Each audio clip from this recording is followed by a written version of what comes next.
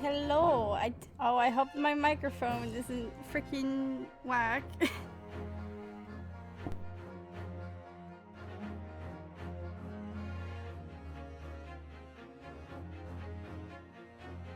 I think I'm good. I think I'm all good. Hopefully.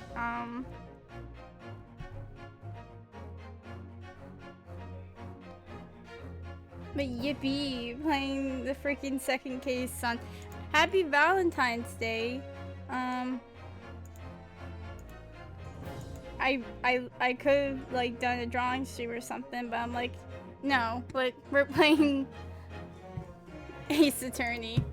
Cause why not? And we're on a ship, so like it should be smooth sailing from here.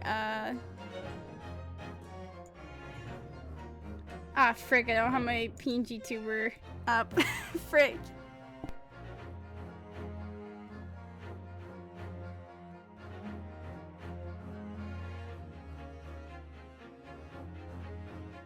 Let me be real.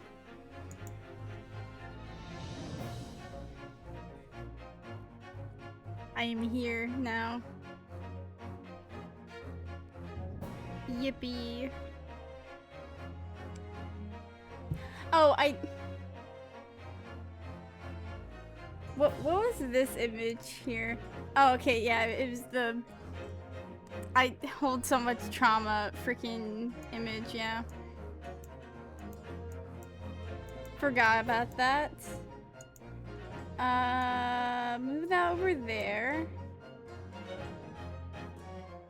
Okay, so let me just I need to show this because went on to Twitter or Blue Sky and I just see like this tweet. It's like, oh, Edgeworth got like a brand new outfit. Like, oh, he looks cool. He looks amazing. And then I started reading.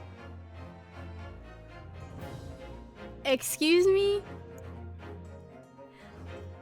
The people in like the freaking Ace Attorney team, like they freaking know.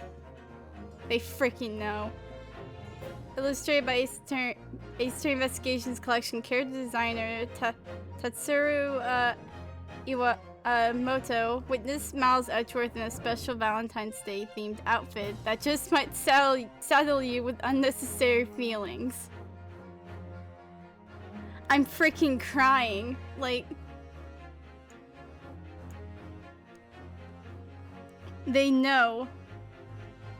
And there's been multiple times where it's like,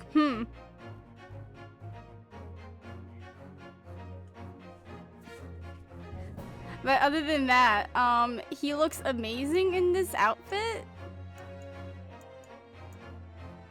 There's even like little like beans like in the flowers. I think it's like, hold on, if I can like somehow. Nope. It's so freaking pixelated. I see the Steel Samurai, Miles, and I think Old Bag, like in the bouquet of flowers.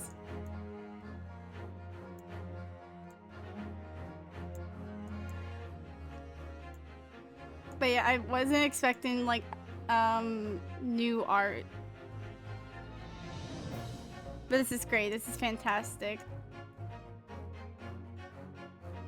Thank you, Ace Attorney Twitter, for blessing us with this art and with that tweet. Like,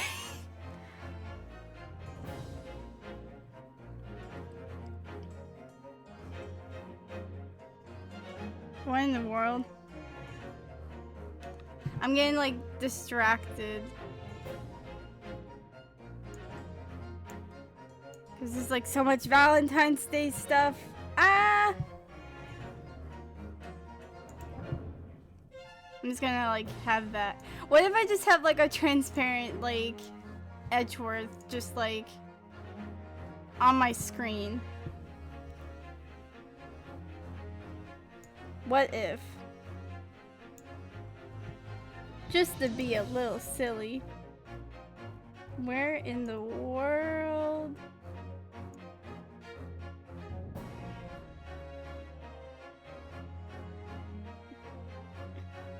I can't get enough of this music, like it's amazing. Duh, duh, duh, duh, duh, duh. Okay,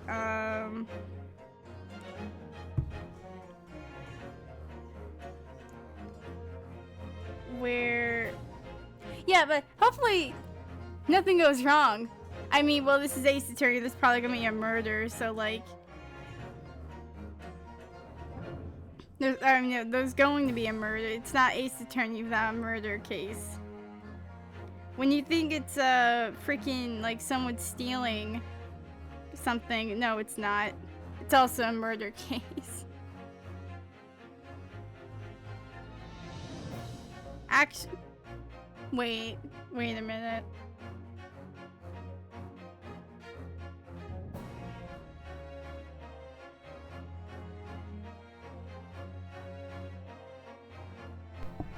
Wait, is my PNG? Why is it not working?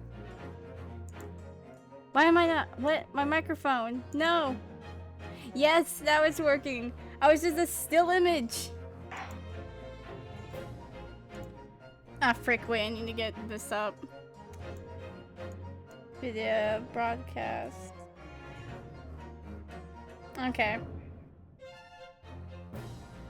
Like, nothing's gonna happen. It's gonna be all fine. Other than a murder, but like, that's besides the point.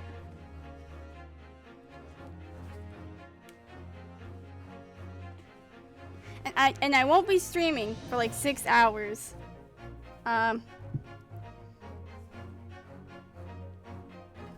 Because these cases just get longer and longer.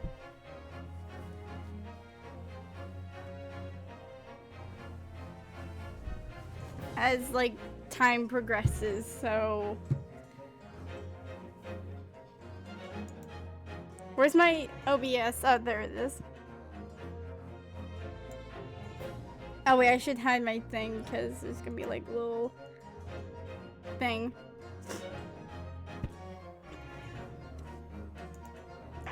No, wait, that's Select Adventure. Load game. Nope. Why are you at the top?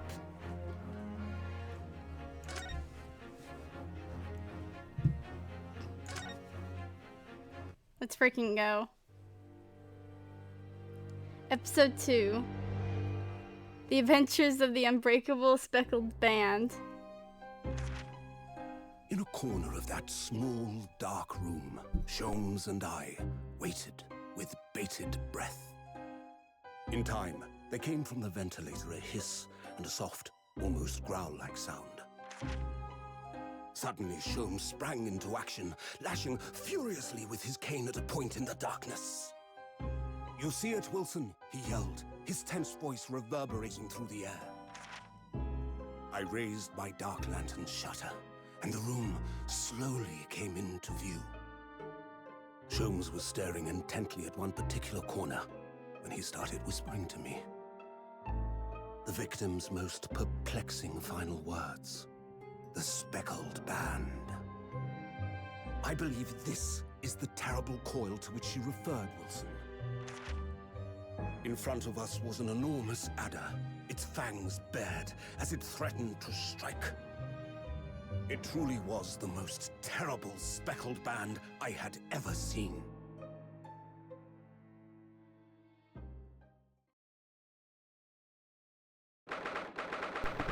Evil freaking snake. Evil freaking snake.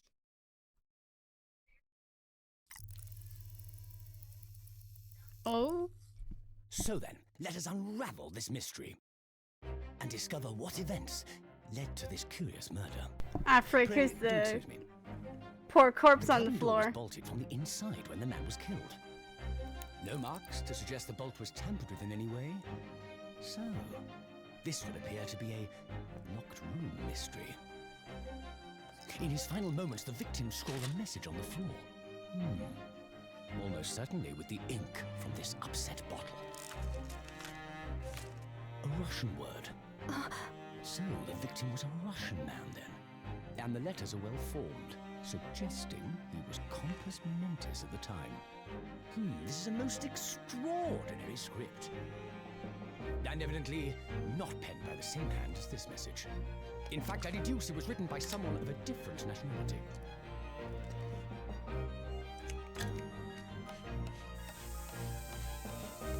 This paper seal was placed just prior to the incident, by the victim himself, I would venture.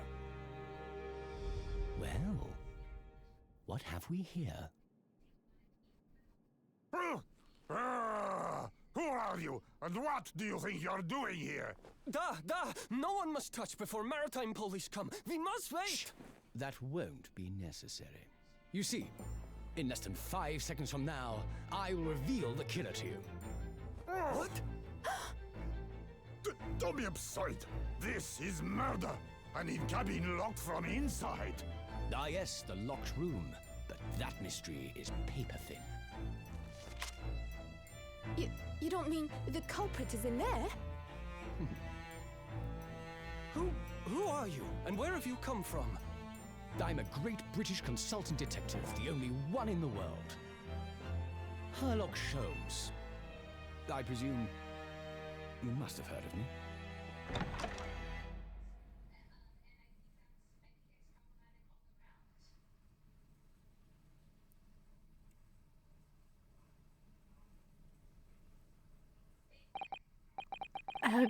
My head is throbbing. What's going on? Something's not right here. There's trouble in the air.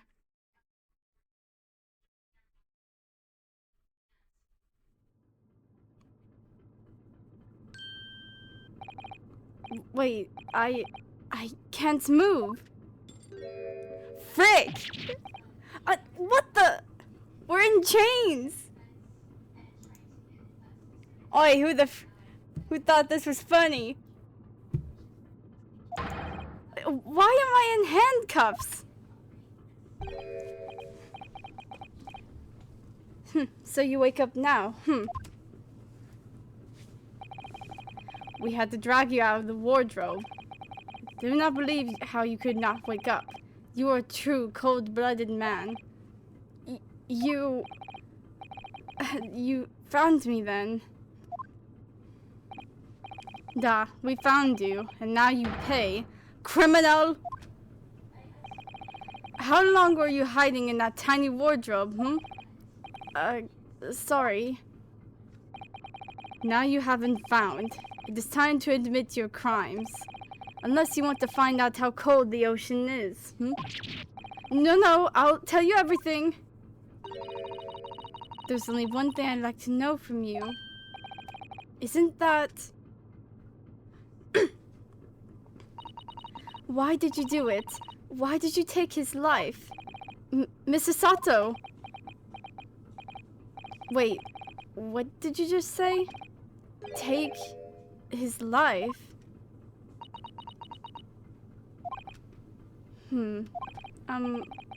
Where is he? Where's Kazuma?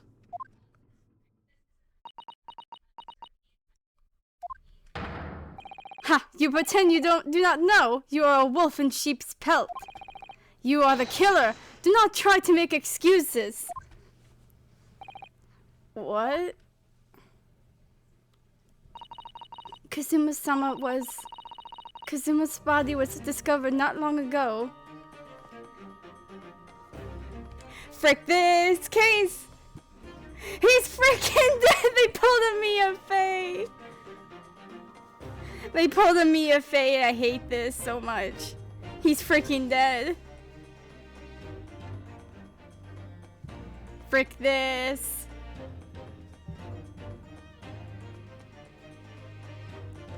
Wasn't Kazuma like your best friend? Why did you kill him? Swear to God, I did not kill him. I swear. I swear. Forgot I had this. I swear to God, I didn't kill him.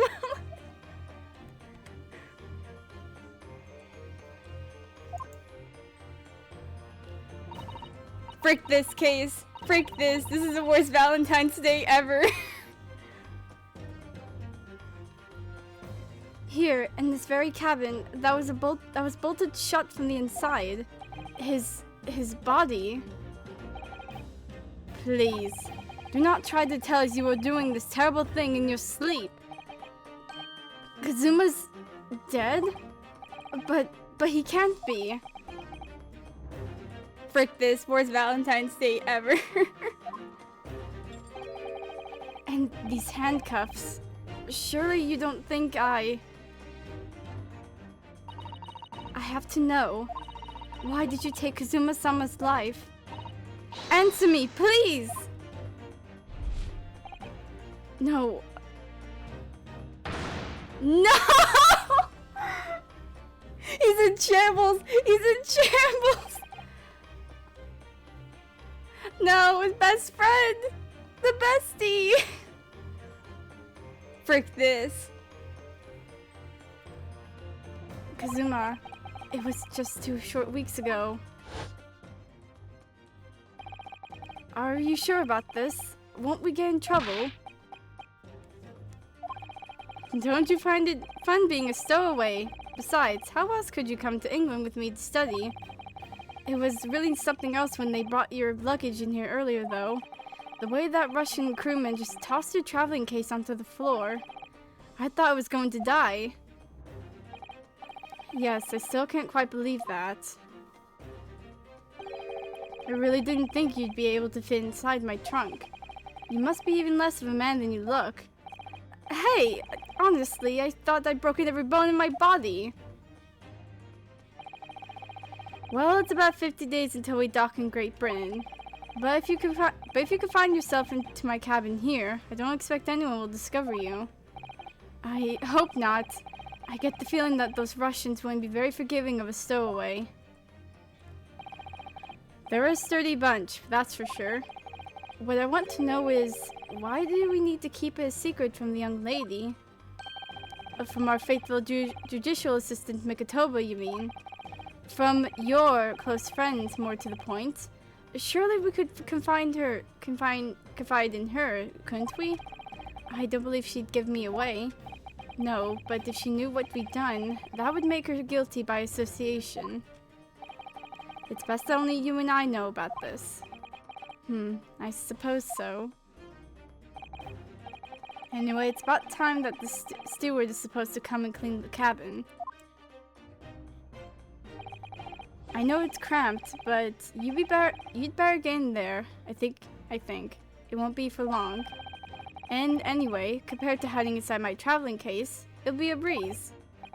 Yes, but what if the steward decides to open the wardrobe for some reason? Then I'll be in for it. Stop worrying. I tell you what. Why don't you write keep out or something on this piece of paper? What? Then I can stick it over the wardrobe doors once you're inside. I don't know.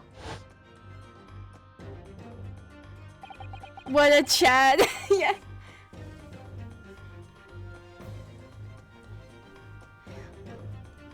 Dude, just like, yeah, I'm just gonna like take my friend to freaking Great Britain. Don't mind me. We've only been at sea for about 15 days. How can this have happened? We were supposed to be going through this adventure to England together. Frick this life, frick this life. We leave you at next port. Stay quiet until then. Don't make more trouble for yourself. Murderer! No, I'm not a murderer! If I had a nickel every time Bruno gets accused of murder, I'd have 2 nickels. Which isn't a lot, but I'm surprised it happened twice. Da, you said before. You said that you admit everything about your crimes. No, that's not right.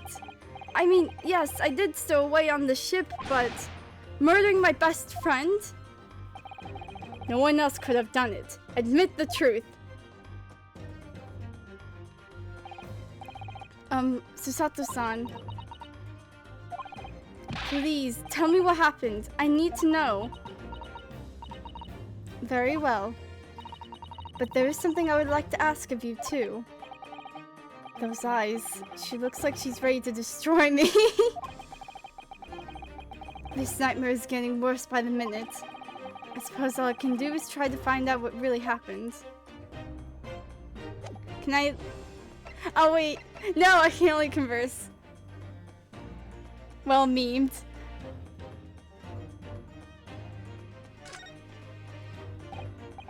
He really has been killed, hasn't he? This isn't just a bad dream. And these handcuffs, they think I did it. They think I'm Kazuma's killer. When they found him, the cabin was locked from the inside. What do you mean? There's no access to the cabin via a portal window, and the bolt on the door can't be operated from outside. In other words, after the crime, the culprit couldn't have escaped these four walls. What?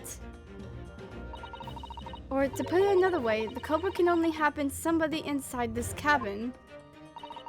Or do you have some other explanation?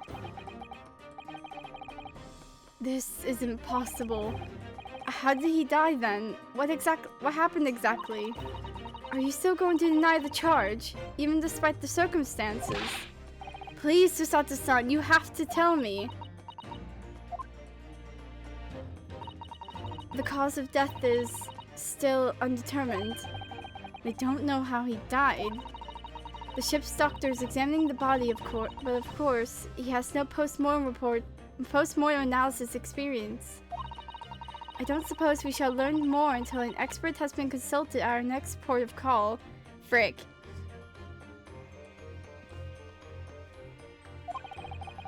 So, presumably that means there were no obvious external signs of injury then. That's true, yes.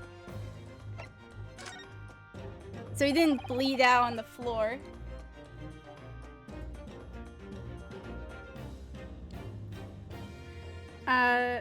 Can't anyone tell me what actually happened here in this cabin? I don't understand it. Why would anyone want to kill Kazuma? Presumably that's something you know the answer to better than anyone. Please. Whatever you say, you were here in the cabin after all. Well, yes, I was, but... He would always wake before dawn to do his training first thing in the morning. I was waiting outside his cabin, as I have every day so far on this voyage. But this morning, he did not come. I could sense that he wouldn't. Does that mean he was already dead when Susato-san arrived at his cabin door, I wonder? I knocked, but there was no reply. Then I started to become worried, so I went to find a member of the crew. The crewman forced the cabin door open, and when we managed to get inside, there was Kazuma-sama collapsed on the floor. Frick this. Well, there's his corpse.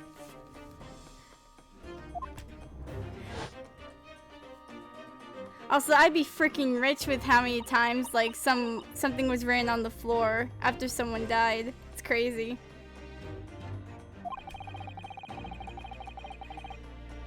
And the white tape there now shows exactly where he was found, I suppose. I had no idea anything had happened. I must have been asleep in the wardrobe somehow. I wish it wasn't the case, but that's just very hard to believe. This is all very hard to believe for me too, trust me. Now I've told you everything that I know, so it's my turn to ask you a question. Yes, alright. My head feels so heavy, it's still throbbing like anything. Assume this is a blind playthrough? No, I played this. I've already played this before. But it's been a while, so...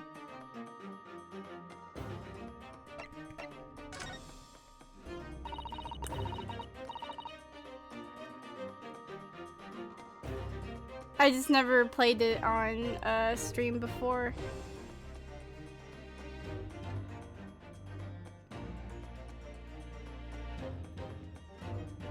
Wait, what was that? Stowaway? I didn't read that.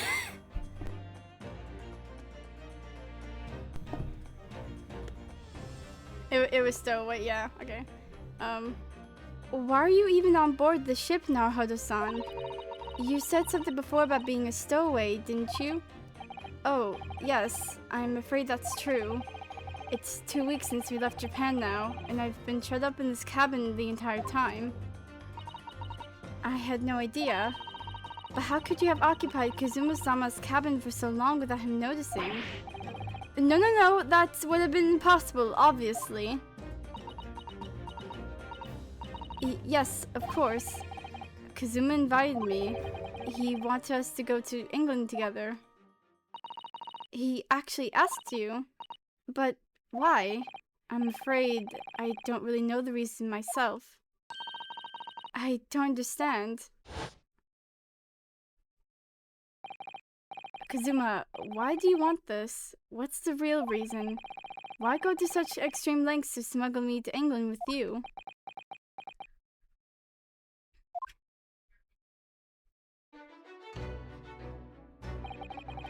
It's an idea that's been on my mind ever since the end of that incredible trial.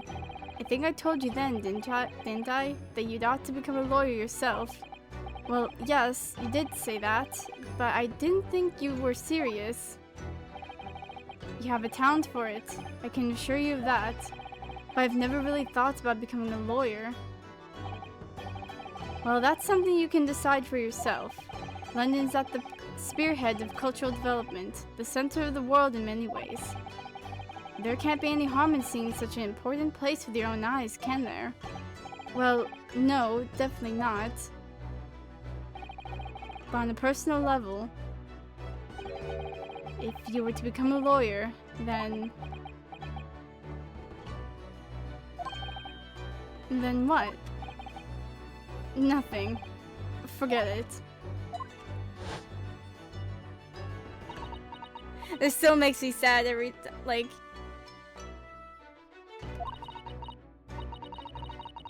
Kazuma-sama he was always saying the same thing, that he wanted to change the Japanese legal system.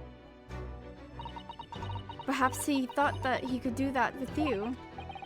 Yes, maybe. But something still bothered me a little. The look in his eyes then. It was darker than I've ever seen it before. I'm gonna...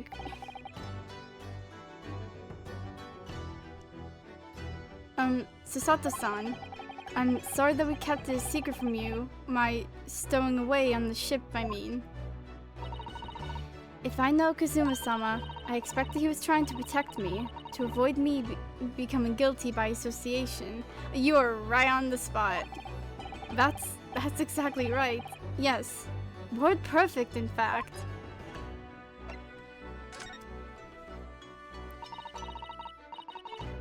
If you're not the culprit, then tell me, what happened last night here in this cabin? Well, the thing is, I don't really remember. That's unfortunate. Kazuma brought me something to eat, just like he always did. And then I got myself into that wardrobe over there, just like I always did. After that, I fell asleep. Well, yes.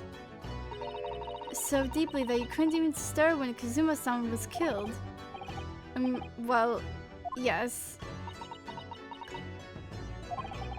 I know it sounds unbelievable, really, I do, but it's the truth. If only I'd woken up, then perhaps I wouldn't be in this predicament. And for some reason, my head's still throbbing like anything. Really? Is something wrong? Oh, no, it's... Please, forget it. Susato-san, you have to believe me, I didn't do it. I really don't want to doubt you, but the trouble is, there is no one else who could possibly have done this.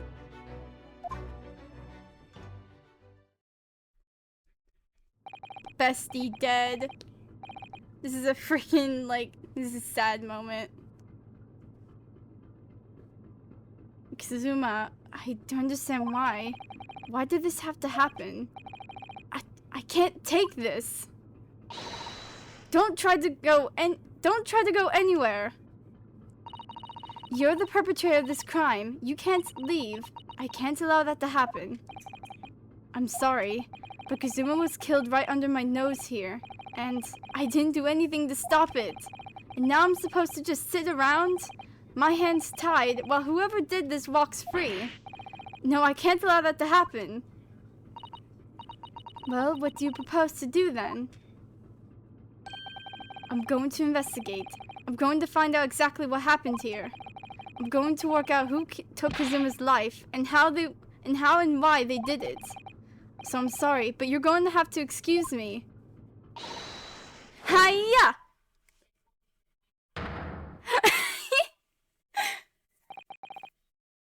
What the?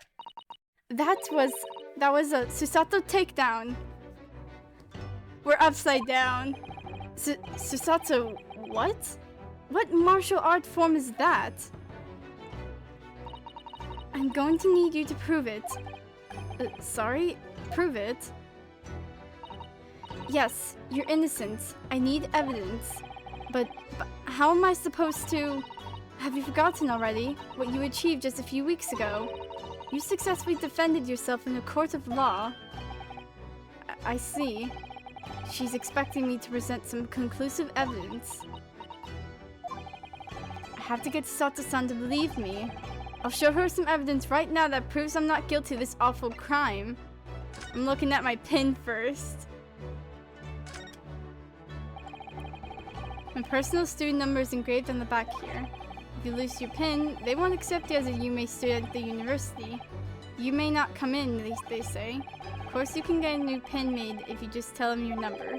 I've actually lost mine twice already, but I still don't know my student number by heart. I'm surprised it ain't 3 times, because of the escapade.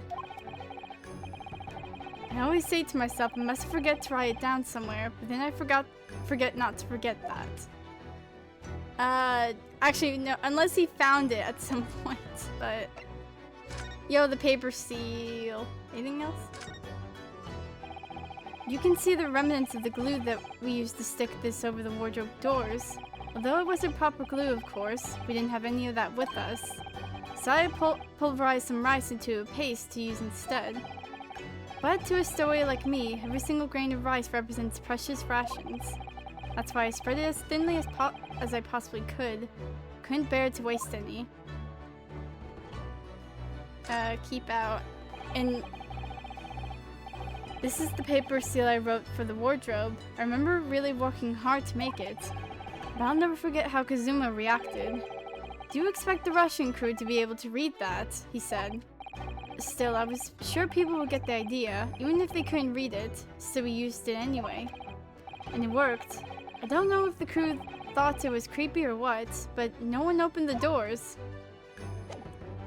Yeah, and that's our freaking proof. Tell me, when I was discovered in the wardrobe before, was this piece of paper stuck over the doors? Oh, yes it was. I remember clearly. I thought so. Kazuma always put it in place whenever I went to sleep in there, just in case the cabin steward or another crew member decided to look inside.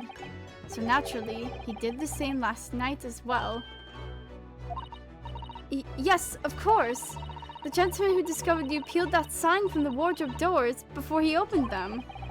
If I were truly the culprit, I couldn't have climbed back inside the wardrobe and stuck this on the outside of the doors on my own.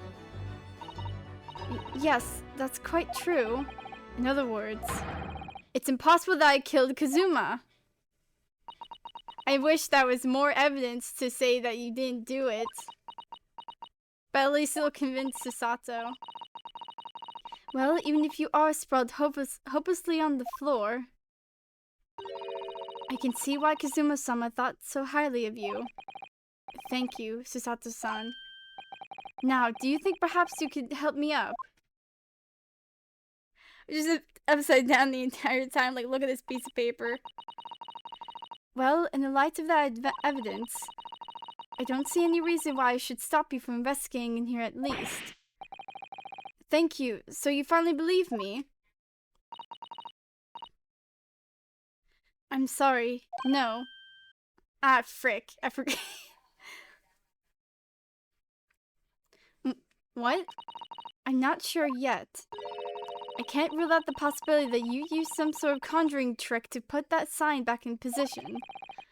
What does she think I am, a magician? For now, I suggest you investigate as thoroughly as possible in here. I'll do the same. Alright, let's get to work, Susato-san. Please don't misunderstand me. I still have my doubts. Oh. I shall be watching you to make sure you don't do nothing that might disturb the crime scene. I wouldn't want you using your conjuring tricks to destroy evidence, for example. Right. Well, anyway, I should make a start investigating in here. Examine everything I can. Kazuma, I swear, I will avenge your death.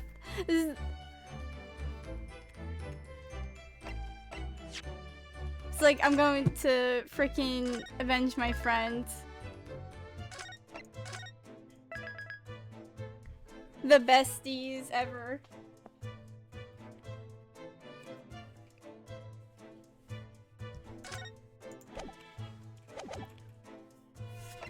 Okay. I'm in handcuffs and under house arrest by the crew, not to mention Susato-san's constant glares. I think it's fair to say that I'm stuck in this cabin, for the time being at least. I should focus on investigating in here to see what I can find out. I'm surprised that's not just, like grayed out or something. Wait. My pin! Susato-san, about this. I'm sorry, Naruhodo-san. But we don't have time to waste on anything else. We must find clues. She looks serious. Really quite deadly serious. Okay, no, don't present. No, I need to examine. Oh, hey, he's here. Seiji, the Japanese word for justice. The brushstrokes are straight and true, just like Zuma. Yes, his calligraphy always was a reflection of his heart. Yet you, can you really look at those characters without feeling shame, knowing who drew them so thoughtfully? Of course I can. I mean, I'm innocent, so why shouldn't I be able to? Even though you stowed away on the ship. We wouldn't have... Ryunosuke wouldn't have done it, like, on his own accord, though. Kazuma's like, my best friend, please, like, go to Great Britain with me. I'm gonna, like, stuff you in, like, my freaking luggage so you can, like, hide in here. And now you're going to bring that up, are you? I can't win. Oh dear, that won't do. Oh, what's the matter, Susato-san? Whenever I'm examining things, I always find myself so focused, I forget to look around properly. Yes, that's not good. I don't suppose you're as foolish as me in that regard, are you, Naruhodo-san? Tutorial! I'm sure you're careful to look all around using BM, aren't you? I almost thought that said BMW. Now let's investigate all corners of this cabin. Yes, let's do that. I suppose my field of vision has been rather small until now. Especially with the throbbing pain in your head, man. That's my dinner from last night. A roast chicken. It was really tasty. Yes, it was very delicious, wasn't it? But did you eat it on the floor here? I'm not a dog, Susato-san. I ate at the table, of course. There's a cat screaming at me.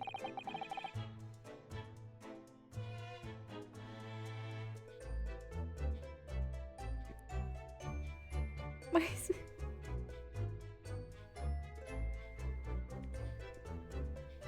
Okay. Which begs the question of when and how the plate ended up on the floor. But Kazuma-sama didn't like chicken at all, did he? No, that's right.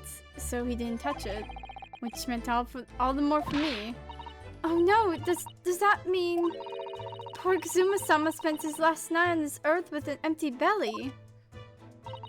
It's just too horrible. Now I suddenly have a guilty conscience and an achy stomach. Now I'm severely more depressed. Hold on, I'll be right back. Kaz screaming at me.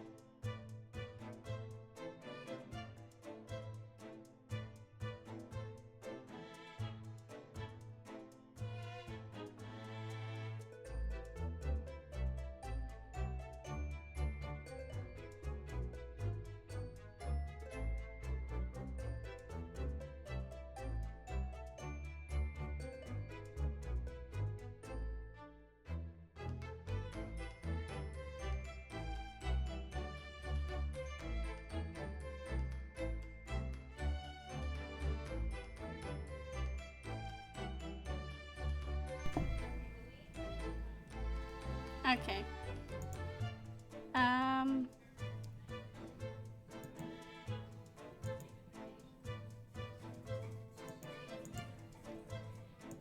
Alright, okay.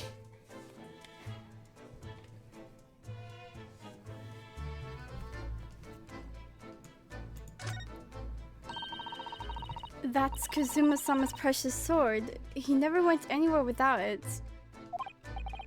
Yes, he was always saying that a Japanese man's katana is his soul. I believe he had to work very hard to convince the government to allow him to bring it on this trip.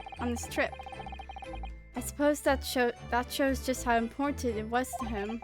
And now he's gone, but I'm not ready to let his spirit go just yet. Aww.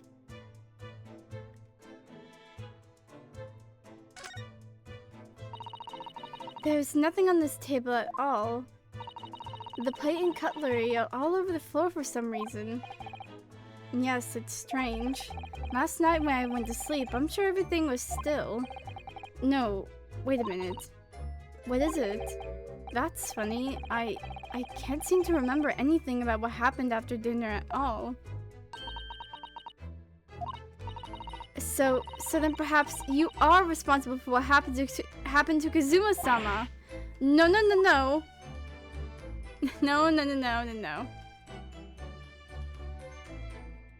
It's like man, for a tiny freaking room, there's a lot to examine. I forgot. Perhaps I should see what this Russian crewman makes of the scene of the crime. Excuse me. What? I was wondering how it's going. The investigation, I mean. Grandmother told me Japanese people do not make jokes, but it's not true, I see. Sorry? The criminal asking the investigator for information about his crime? Very funny. Oh, it wasn't supposed to be a joke. He doesn't appear to be laughing either. He's convinced you're guilty.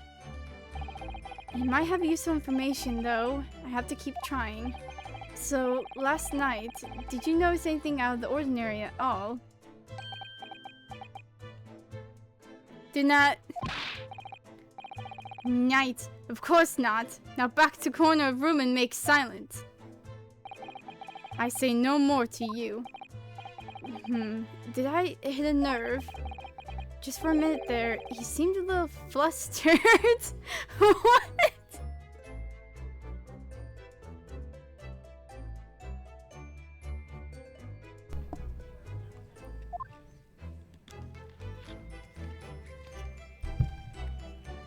He seemed a little flustered. When I went for help and the crewman forced the door open, this bolt had been firmly closed. It's quite a small bolt and not particularly sturdy, and it just slides across to secure the door shut. But still, with the door bolted, there would be no way to get in or out of the cabin, that's for sure. It's no wonder everyone suspects me. When she glares at me like that, I feel tense all up and down my spine. I remember reading once in a detective novel, the culprit used a needle and thread to draw a bolt across from the outside of the room in a situation like this. I can't read. Yes, that's a clever trick, isn't it? I'm an avid reader of detective stories myself. But the door of this cabin and its frame were made of metal, and they sealed together perfectly. There would be no possibility of using that needle and thread trick here, I'm afraid. When she glares at me like that, I feel pins and needles all up and down my spine.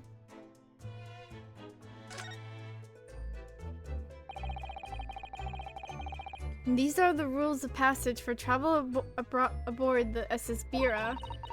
It's essentially a list of requests from the captain to all passengers on board. Passengers must not keep weapons or other dangerous objects in their cabins.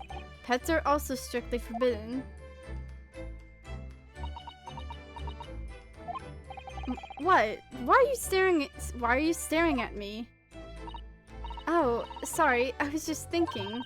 Are you more of a dangerous object or a pet? What?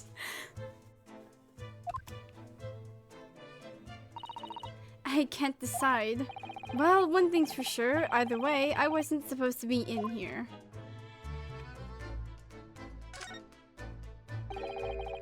The books have fallen over on the shelf. Look, they've all toppled the same way. And what's this? A statue of some god of the sea. Although he's fallen over as well. Yes, it's almost as if the whole shelf had been ransacked and everything moved down at once. I wonder if... perhaps it was Kazuma-sama doing his morning sword training, do you think? I seriously doubt it. Then perhaps... it was you, Naruhodo-san, in a fit of rage. I wouldn't have bothered leaving the wardrobe just to mess up a few books and a statue. Could the way these things have been thrown about have something to do with the case, I wonder? Well, I'll just set everything straight again. I don't like to see a mess. You're tampering with the crime scene. Even though it's not really part of it, it's kind of there. You can't be tampering with stuff in the room.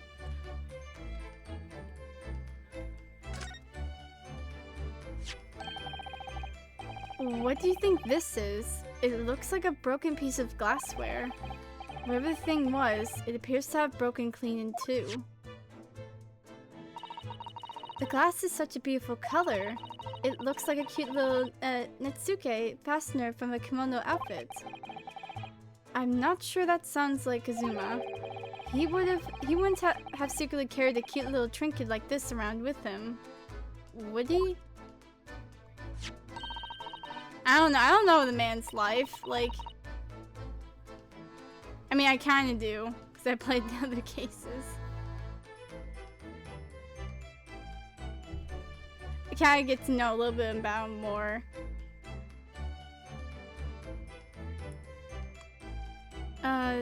And the mark beside it, what is it, I wonder? It has a sort of brick-like hue. Yes, you're right. It is the color of brick, isn't it? Even though I don't see anything of the same color anywhere else in the cabin. Did Kazuma write that before he died? It looks like it's written in ink. He must have knocked the ink pot from the desk when he collapsed on the floor. Then I suppose he wrote this message by dripping his finger in this spillage. Poor Kazuma-sama. No doubt he was in terrible pain. It's almost unbearable to imagine it. I suppose he was trying to leave some kind of clue in his final moments, was he? I'm sorry, partner, but I can't read your writing. I don't think that's Japanese, Naruhodo-san. What? Then what language is it? It pains me to admit it, but I don't know. It's not a foreign script I'm familiar with. What does it mean, I wonder? That's a very large traveling case, isn't it? Yes, it carries a lot of memories for me.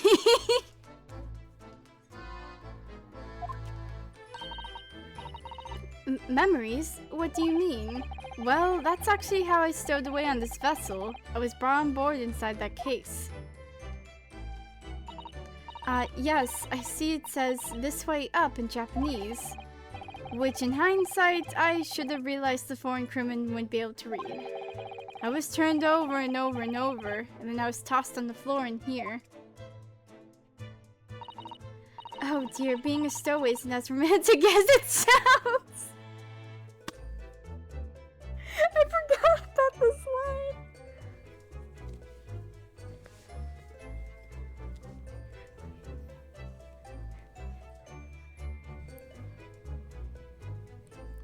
Nah, but it's even more romantic when you're stowing away so you can, like, go to Great Brain with your best friend.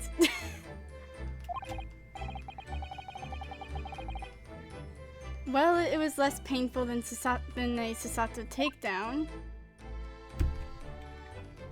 Anywhere else in this room before I move on over? There's a light thing over there. Nope, okay. There's a bed.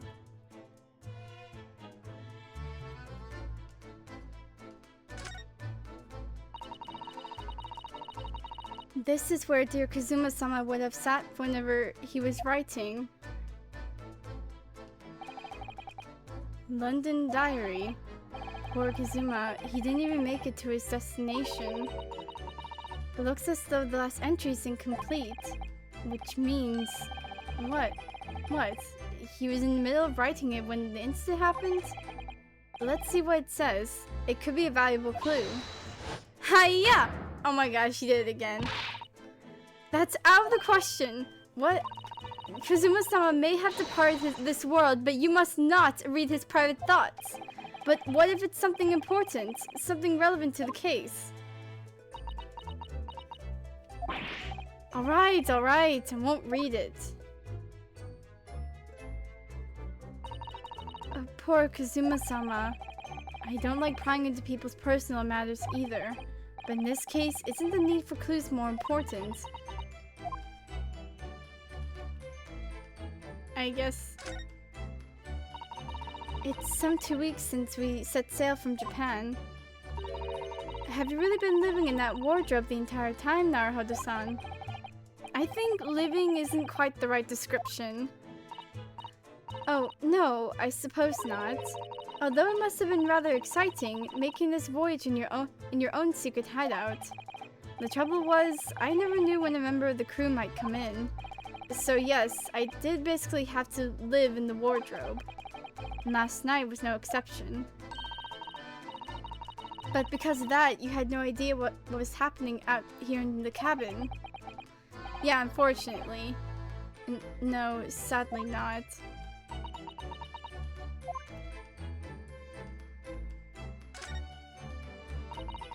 This is... yes, it's a bell cord contraption, I think. What do you mean, contraption? I read about it in a book I was studying that talked about life in Great Britain. Large households often have bell cords like this, which you can pull to ring a bell to summon servants. Really? That sounds almost magical.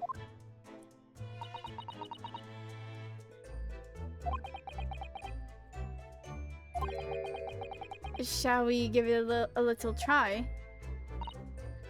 Yes, in the interest of cultural research, obviously.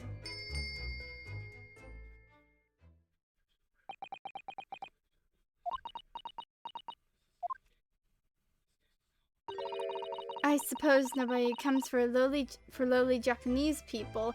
Man! No, I'm sure it's just that everyone is busy, that's all. I mean, there was a murder that happened here, so... I think that's some kind of opening for a ventilator. A hole through which fresh air can circulate into the cabin. Isn't that a little odd? What do you mean? Well, this ventilator, if that's what it is, it looks like it must connect to the next door cabin. Yes, it would appear too. You're right. But if its purpose is to allow fresh air into the room, surely it should be connected to the outside.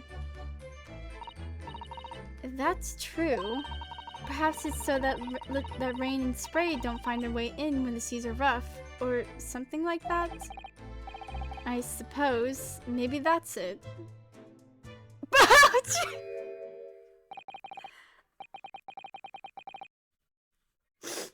Just instantly, as soon as we just got done. Oh my freaking god, it's the man, the myth, the legend.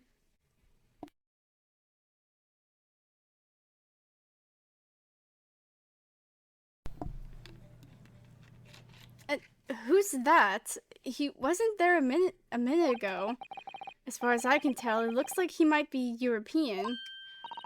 Oh, how did he... You've noticed the man too, have you? I have no idea who he is or how he got in here, but he looks suspicious. And tall. Suspiciously tall!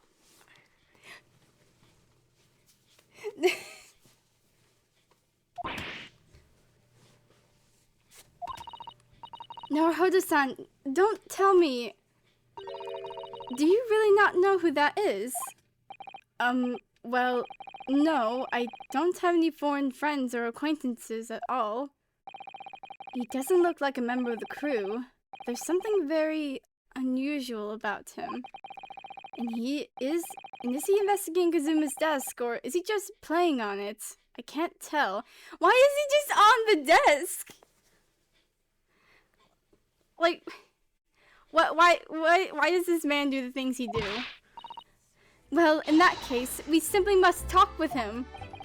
Am I just imagining it, or does Sasato-san look almost uncontrollably excited? Big fan. By the way, I expect that you've noticed already, but just in case, if you press space on people when they're in the crosshairs, you can converse with them. Yeah, I figured that out already. Alright then, I'll get that suspiciously tall gentleman in my sights and see what he has to say for himself. Oh, please do. Why do you do the things you do, man? Why are you upside down? On the desk. I feel like if that desk was wasn't so heavy, he topple over and die. Who's the cool guy in the back? Well, we're gonna meet him. Excuse me. Excuse me, do you have a moment? Shh, this is a critical point in my investigation. What, hanging upside down on a desk? I hope he falls. Maybe I should leave him alone. He seems a little unfriendly. Yes, perhaps that would be for the best. Greetings! I hope I haven't kept you waiting. What did you just say? I hope I haven't kept you long. Yo, jump scare, bro. What exactly were you doing on Kazuma's desk just now?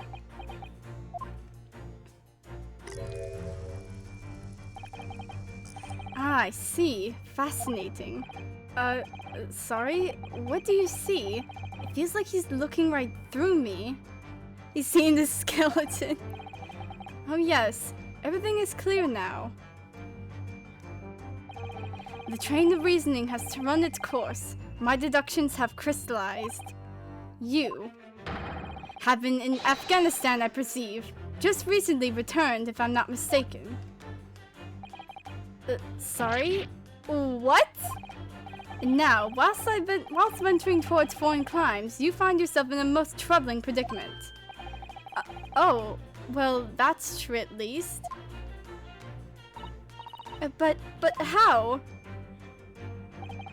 How the deuce did I know that, perhaps? How the deuce? It was really a most elementary deduction, hardly worth explaining. Have you perhaps managed to deduce anything else? But of course, a great many things. There is no mystery, my dear madam. For example, you have fled your native land of Russia, being as you are a merciless revolutionary. You leave 16 victims of assassination in your wake and now travel to England to blow up the Crystal Tower.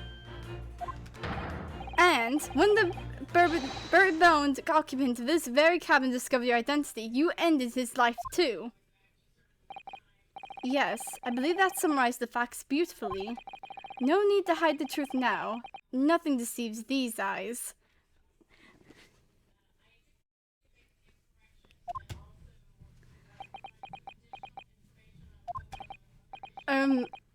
Just to be clear, you are talking about me, are you? Certainly I am. Do you see another in this cabin who fits the bill? A Russian assassin with 16 victims to his name. I don't even see one person who fits the bill. So it's true. It was you who did this to Kazuma-sama. What? And you're plotting a revolution too. It's shameful behavior, Naruhodo-san. Absolutely wicked. No, listen, there's no way. Oh! I'm getting sick and tired of this, Sato. Now explain yourself. Tell me everything. This is ridiculous. The freaking music. How could you do it? For pity's sake, open your eyes. I'm not a Russian revolutionary, obviously. Oh, forgive me. And as for you, what kind of deduction was that? You were just saying the first thing that came into your head. Ah, but was I not right? Whilst venturing towards foreign climes, you do find yourself in a most troubling predicament, do you not? Well, yes, maybe. Ha! There you have it, you see? What do you make of that, Well, to be honest, this ship is en route to England, and I'm in handcuffs at the scene of a murder. So, I'm not really sure you could call it deduction. It's more a plain observation. Yo, give us your name! Who are you? Indeed, an observation, my dear boy, is the basis of all deduction. My method is founded upon the observation of trifles, you see. I announce my findings with a brassy certitude. And more often than not, I'm right. I don't think you introduced yourself. Ah, my apologies. How reminiscent of me. I am none other than the greatest detective of the century, known to men and women of the world over. The inimitable Sherlock Holmes. Oh my god, finally name drop. The freaking music. Freaking love it. So, it's really you, the actual Sherlock Holmes. Oh no, Sherlock Holmes. Gumshoe! Where's Gumshoe at? Where's Gummy?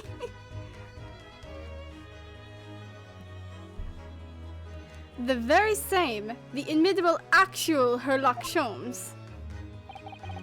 Do you know this man, Susato-san?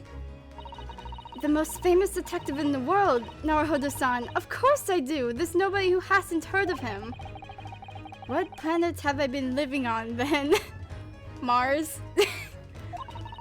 We must ask him to what he's deduced. He will have worked out the entire case already, I'm sure. Really, Why do I feel uneasy about this? The suspicious tall man. I don't trust him. Present my freaking pin. Mr. Sholmes, what do you make of this? Quiet. When I'm ruminating the course of my deductions, nothing must disturb my mind. Oh, so sorry. Ah, an Indian curry perhaps. What's he ruminating about? The lunch menu? Oh, that's the paper seal. I've never seen anything like this. Most extraordinary writing. You said the same earlier this morning, I think. Indeed, but its uncommonness is so remarkable, I felt the need to say it anew. Yes, I do believe. These characters may be a crude attempt at a Japanese script. What? Miss Naruhodo, I don't like to be the one to tell you this, but I think Mr. Sholmes is trying to say that your handwriting is a little untidy. Is he making fun of me?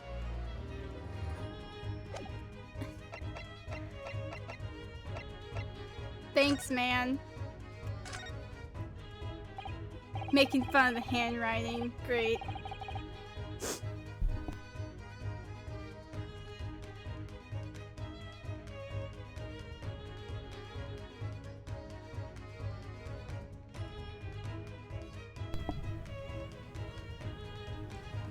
Okay, so you're a great detective, are you?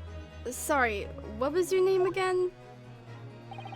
Indeed, I'm none other than the one and only Sherlock Sholmes.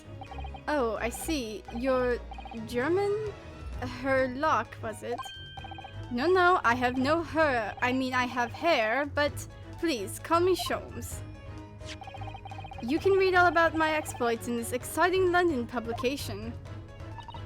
Oh yes, Rant's magazine, full of wonderful short stories and interest articles from Great Britain. I never miss an issue. I have it sent from England especially. Ah yes, here it is. The Adventures of Sherlock Sholmes. So, you're the protagonist in a series of short stories then? Indeed I am. And you've read so many of your own stories, you've started to think you really are a detective. Ryunosuke's just like, this guy's a sham. Make no mistake, I'm not the poor, deluded fellow you take me for. Your inference is backwards. Backward? My trusty biographer records my greatest detecting achievements and chronicles them in the magazine. You have a biographer, do you? Doesn't everyone? Mine goes by the name of Dr. Wilson, presently keeping shop in London. Dr. Wilson. I must say, thanks to that publication, I've been fantastically busy of late. Why, this very moment, I'm returning from Asia, having solved the mystery of a cursed royal crown. Really, I can't work out whether I should take this man seriously or not. Deduction, you see, is to me a science, logical reasoning in its purest form. A science? Really? The astute observer notices even the most subtle reactions in his subject. A furtive glance, a twitch of a muscle, a slight inclination of the posture. So literally just freaking Apollo Justice, like, I can't remember what his ability was. His focus ability. Fingernails, arm sleeves, fur on the skin, all these things are data. Right. Well, just a bit more to it, though. And the trained logical makes deductions from this data in the blink of an eye. The ultimate conclusion is, without fail, the truth. As I demonstrated only a few short moments ago. How can he look at me in the eye and claim that? So you see, I have a turn of both observation and for deduction. And fame. That is what makes me the one and only Sherlock Holmes. Cool, man. About my best friend, like... Have you managed to deduce anything about this particular case yet? Have I managed to deduce anything? My dear fellow. Who do you suppose discovered the culprit in this most cunning hiding place? That's right. It was none other than the great detective before you now, Mr. Sherlock Holmes. This is almost like the same equivalent, like, of, like, in Sword and Shield, like, hi, my name is Leon, I'm the champion. And I have a Charizard. Like, he has to make it a point, like, I am the greatest detective of all time. Sherlock Holmes, have you heard of me? Ah, I see. In other words, I'm in these now because of him. I resent you, Mr. Sherlock Holmes. And when I became anxious about Kazuma-sama this morning, I summoned all of the crew members to force the cabin door open. And I concealed myself among their number, gaining entry to the scene of the crime. Yes, luckily for everyone, the great detective Sherlock Holmes was on board. And the handcuffs seemed to be an excellent fit, Mr. Naruhodo.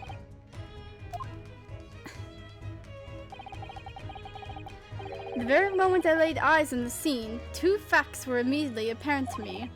Oh really? 2 facts, you say? Oh my god, okay.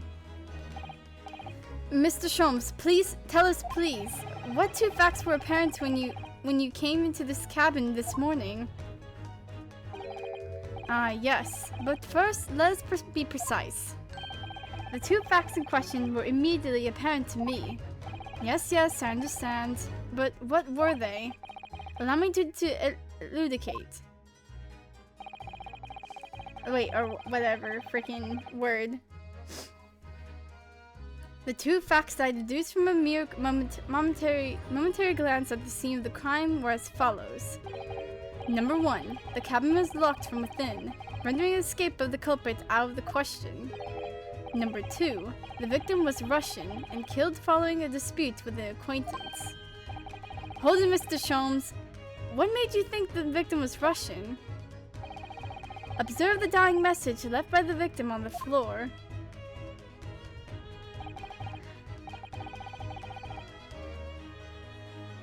I wish I knew, like, how to actually pronounce that. I mean, well, I know it's wardrobe, but still. That is the Russian word for wardrobe. Do you really think Kazuma-sama could have left a dying message in Russian? In their final moments, many find their native tongue filling their head. For this young man, Russian. Kazuma was Russian, was he? Initially, I considered guardrobe. Oh, okay, guardrobe. That's how you pronounce it. I forgot. Initially, I considered guardrobe may be the name of the killer, a certain Robert Guard, perhaps. But in the interest of thoroughness, I decided it would be wrong not to look inside the wardrobe there at least, where you found Miss Naruhodo sleeping soundly. Quite so, I found you, the renowned Russian revolutionary killer. Why is it that I'm Russian too? I observed that you were wearing the same attire as the victim. In other words, you were acquainted. And if my memory serves, that outfit is the traditional dress of the Russian people. Like, this is the greatest detective of all time. Everyone. Our school uniforms are the traditional dress of the Russian people? I had no idea. And I had no idea a detective could get something so wrong.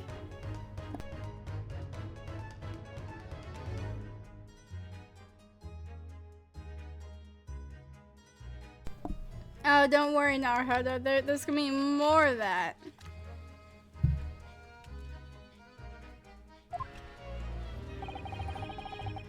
I took a photograph of the victim and the message that I might analyze it for possible hidden details.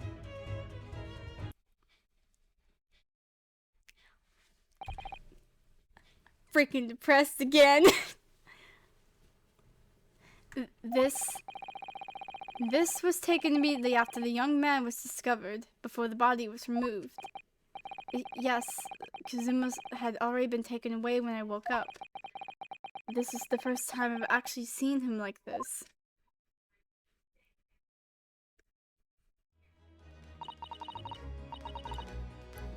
No, that's... That's Gore! That's Gore, my comfort character! I had to make that joke.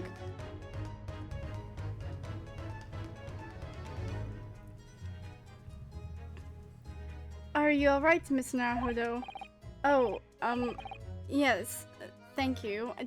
No, he's dying, he's crying, he's absolutely upset on the inside. He's just holding it all in.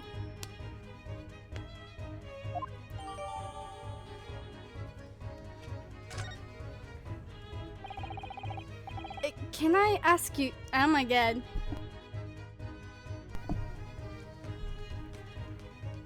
I'm gonna die. I'm gonna die like Kazuma. Can I ask you something, Mr. Sholmes? What, pray? You mentioned Russian before as well, didn't you? You know, when you said I was a fearsome revolutionary fleeing from Russia and all that. Ah, yes, the train of reasoning that led me to the truth. Would you mind explaining that train of reasoning to me, do you think? What? Oh, he just said, I think he said certainly. Certainly, if it interests you. How many times? I'm not Russian, I don't speak Russian.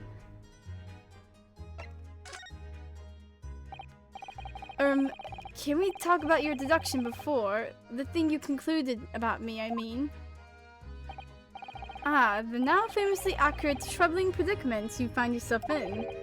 Actually, it was the other details that I was more hoping to discuss. You know, the merciless Russian revolutionary and assassin of 16 part. Ah yes, the more sordid details. It was a fairly commonplace deduction. Here we have this morning's paper. The main headline reads: Revolutionary Valent Bolshevik flees Russia via Shanghai. Oh hey, that's where Jesley's supposed to be going to. This vessel made a port call at Shanghai yesterday, and last night the young Russian was murdered. Since when was Kazuma a Russian? It sounds like Mr. Sholmes has concluded that he was Russian because of what Kazuma-sama wrote on the floor. It was a simple act of reasoning to realize that the culprit of this crime was the same merciless revolutionary. One who would kill the very man who helped him escape after his true identity was discovered. Yes, you, Valent Bolshevik.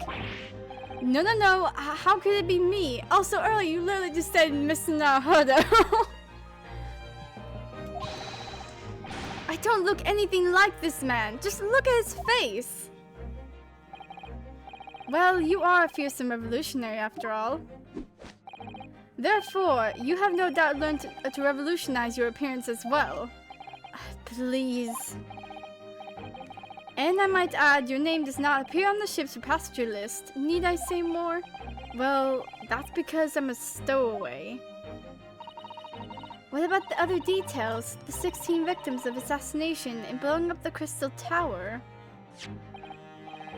Ah yes, the journalist clearly interviewed the man and printed all those particulars in the article. The deed the man had perpetrated thus far, and those he was plotting.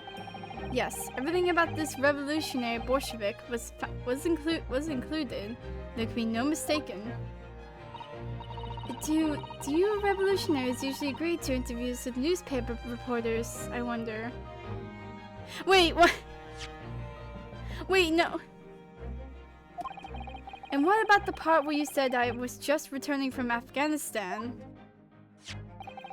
Also quite clearly stated here in the article. Bolshevik has recently returned after a period of supervised activities in a war-torn region of Afghanistan. Where even is it anyway? Where the frick is Afghanistan? This Afghanistan place.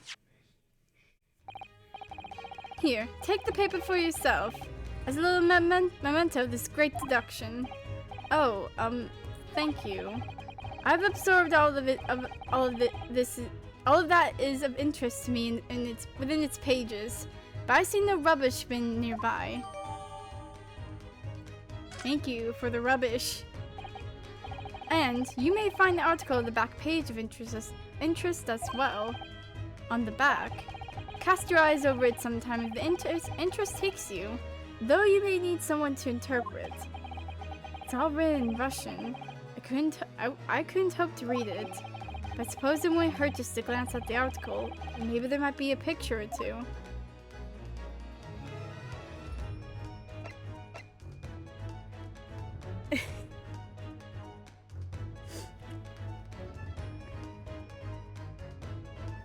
Okay, I'm gonna look at that, but I'm gonna be right back. I'm gonna get some more water.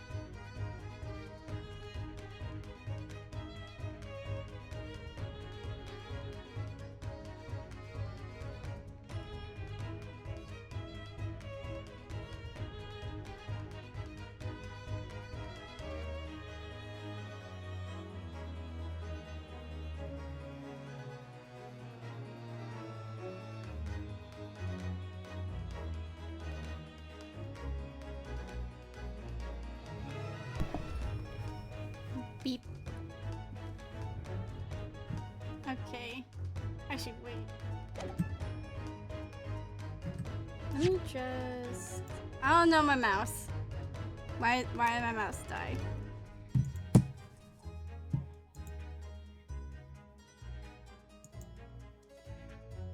Okay. No, don't exit the game.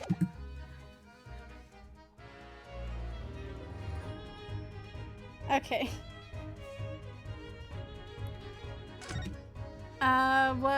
What was it? Oh wait, yeah, there was also the... Let me look at the newspaper.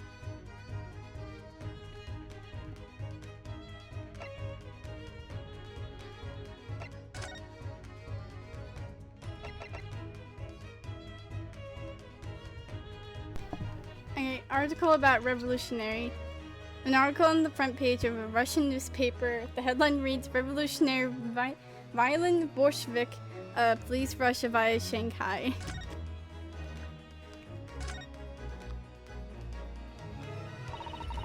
I'm afraid I can't read a word of Russian.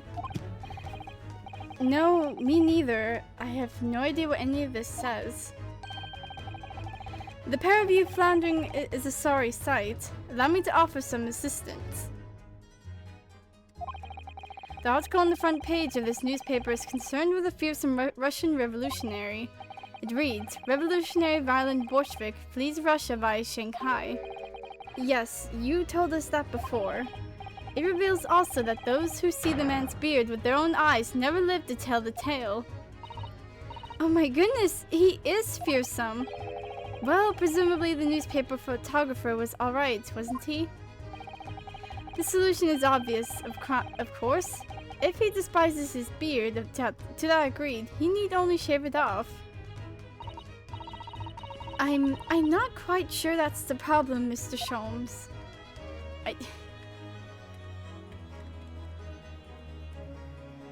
Oh god.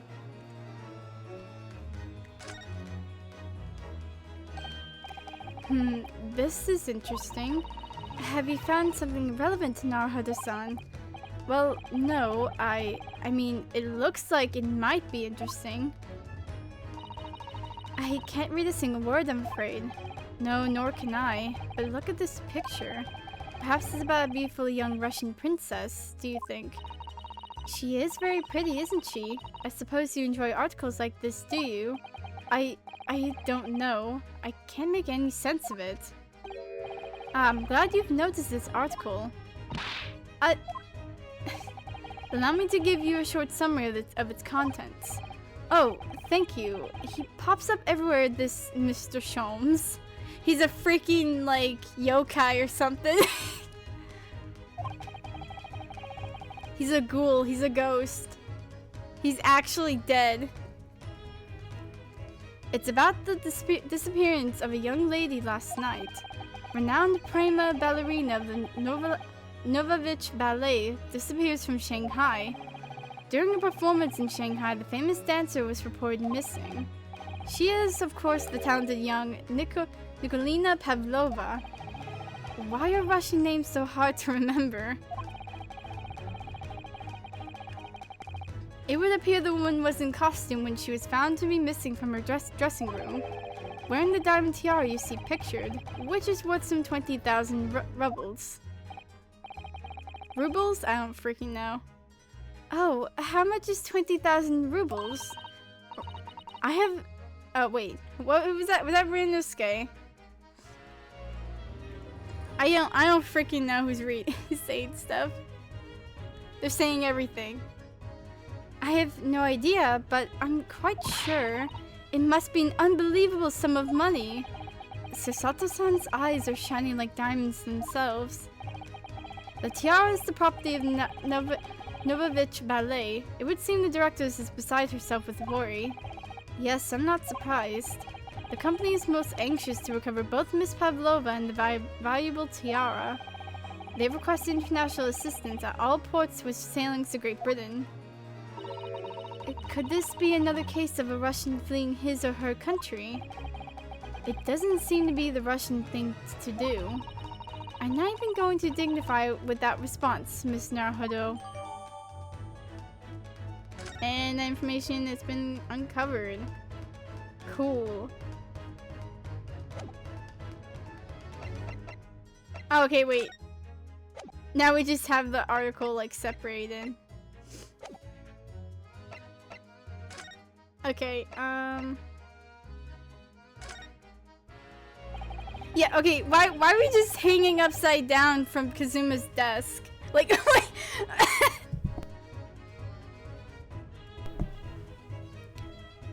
I wasn't even looking at the screen, I was just looking at, well, I was looking at my other monitor when I said that. Before we started talking, you were examining Kazuma's desk, weren't you? Kazuma? Yes, the victim. Ah, yes, the victim. Did you notice anything useful? Anything at all? Observe for a moment the desktop of the victim. We see that the victim was engaged in penning some text. London Diary. Oh my god, my throat.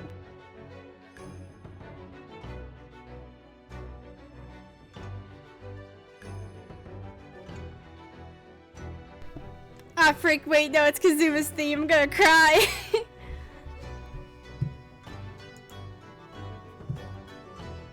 London Diary. Kazuma was keeping notes of the trip. But I don't think you should read his private writings. It could upset people. Tragic. And something you ought to perhaps elucidate before the act of reading. You mean you read it already? It is my business to know what other people do not.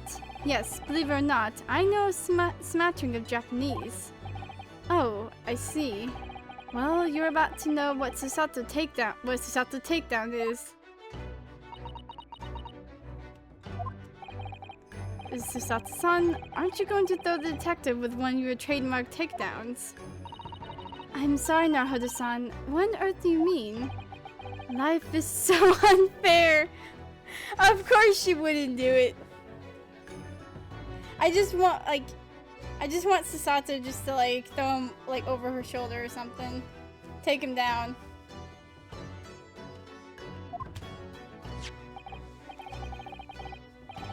Anyway, to return to the matter at hand, namely this diary belonging to the victim. It would appear the final sentence is incomplete, as if the author were cut short. Tell me, what is the nature of the writing? Pray be precise as to details. Oh, but I thought you knew Japanese. A smattering, dear boy, a smattering. Sayonara, bonsai, mikado. Nado. I trust you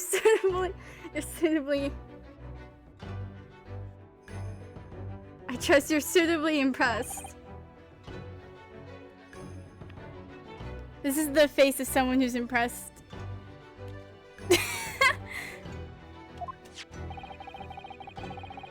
But this diary is littered with complicated looking characters, of which I can read precisely none. He's laughing. My best friend is dead and you're laughing. So what was all that showing off before then? If you'd be so kind as to show me, I would be happy to read it to you, Mr. Sholmes. I'm much obliged, my dear madam. The final entry here in Kazuma-sama's diary consists of just 2 short sentences. The first reads, 1:23 a.m. I can hear a faint whistling sound. A whistling sound? These are very deep waters. Pray, go on. The second sentence reads, 1:35 a.m. It looks like some sort of speckled band is dangling from the ventilator grill. A speckled band? What on earth does that mean? I have no idea. I've never heard that expression before. Then the ventilator grill, you say? The man was presumably referring to the lattice there on the wall, which connects to the adjoining cabin. Yes, the adjoining cabin. We have his diary.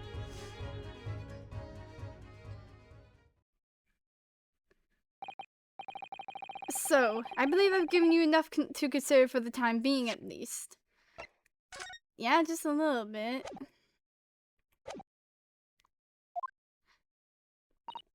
Do you have somewhere to go?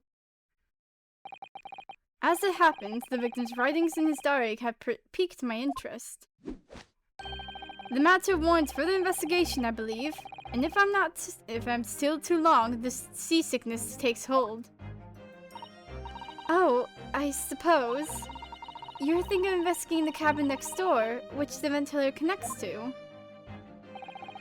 Great detectives are a curious breed. Our minds rebel at stagnation. We crave mental exhalation. So yes, I intend to investigate.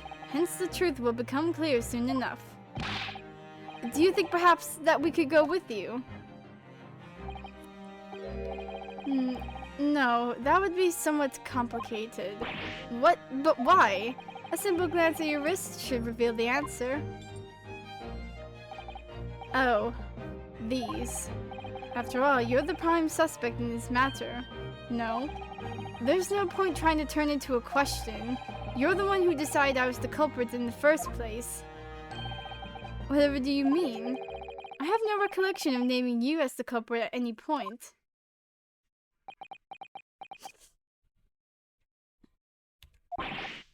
You must be joking! You just said it! Only a moment ago! Dear me, you are clearly misguided. I would have no cause to say such a thing. Well, actually, Mr. Sholmes, I did hear you say that too. You quite sure? Well, that's very strange. I wouldn't have said you had the face of a criminal, you know. Not really. Huh? See, I think even like after playing the games and having to deal with it, I still don't understand this man. I still don't understand him. I don't think I ever will. So what? Were you looking at my knees? Wait, what? So what? Were you looking at my knees before? Some great detective you are. Wait, what? I don't know if I'm just having a stroke and I'm reading that, like. So what? Were you looking at my knees before? Some great detective you are. Well, anyway, that was then and this is now. What do you mean? What I mean, sir, is this. If you are the culprit, then you must play the part more convincingly. Roll over and accept your fate. Now he's just being plain rude. The absolute gall of this man. And off he goes, having just laughed in my face. His sense of humor as twisted as his name. Naruhodo-san, what are you just standing there for? We must go investigate the cabin next door as well. Aren't you forgetting something? What about these? There's no way I can... Hiya! Like, what, the fourth time? After Kazuma-sama spent his dying moments struggling to leave us a clue, you're willing to give up? You're just going to roll over and accept your fate. Well, that part wasn't my own fault, so... As if you gave me any choice in the rolling over part.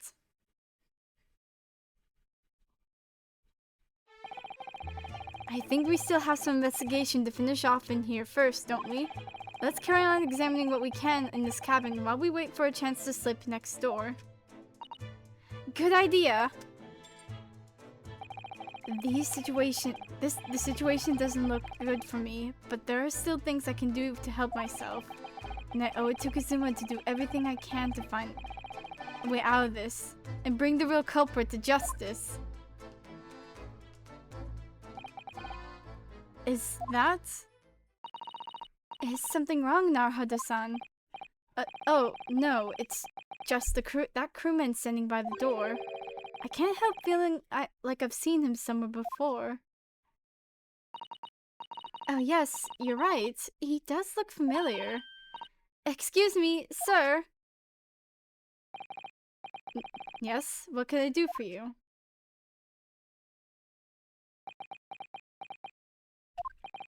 I recognize that face, but it can't be. Ah, frick, no, the buckwheat.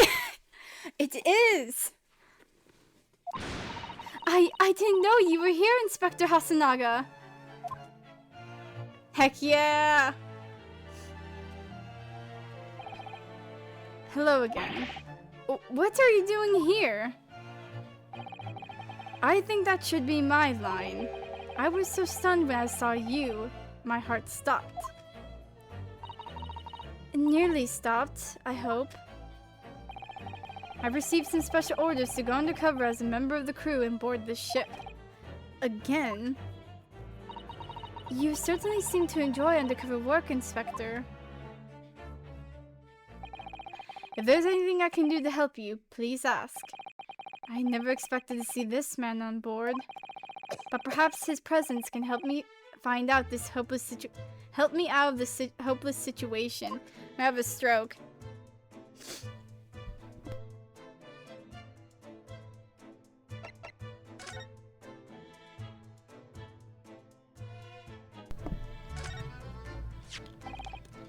Inspector, can I show you this? What the? Is that a fabled Imperial Yume University pin badge? I'm not sure if it's really fabled exactly, but... So, you're a genuine student then? Sorry? Nothing like me, with my regular schooling. You're something much greater. Is that what you were trying to say? Can I have my badge back, please? Okay, so... didn't go to the same school, I guess. He's jelly. I don't know. Yo, look at this picture of my dead best friend. Have you seen this photograph yet, Inspector? Oh, I shouldn't have! Frick! I'm so sorry. Oh dear, are you alright, Inspector? Yes, sorry, I'm fine. I was hoping to hide my upset with a bit of coughing and spluttering. I'm usually very good at it, but trying to stifle my feelings seems to have stifled my cough this time. It's all so sad. Sogi-san was such a promising young man. The Empire had such high hopes for him. I had such high hopes for him, even though I'm just a detective. Oh, we're all going to miss you, Kazuma. Oh.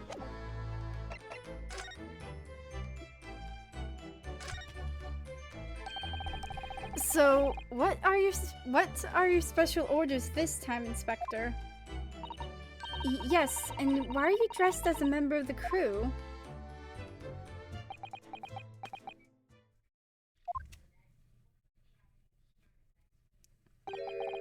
I'm so sorry.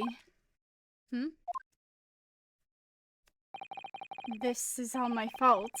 I take full responsibility. For what? My orders were to act as a Sogi-san's bodyguard. It was Minister of Justice Jigoku who pushed for this overseas study tour to go ahead. And he entrusted me with ensuring that Sogi-san reached Great Britain without being assassinated. What? Why would he be assassinated, though? Assassinated? How could that even have been a possibility? I'm not sure. But these are complicated times. There are tensions between the world's greatest powers. Minister Jigoku said he should be prepared for all eventualities. Well, frick. This is incredible. I don't believe it. Kazuma-sama was assassinated. Obviously, we couldn't give Asogi-san a visible security escort. Which is why I'm undercover now, posing as one of the crew. I see. And I didn't take my eyes off him the entire time we've been on board, from morning until night, every day.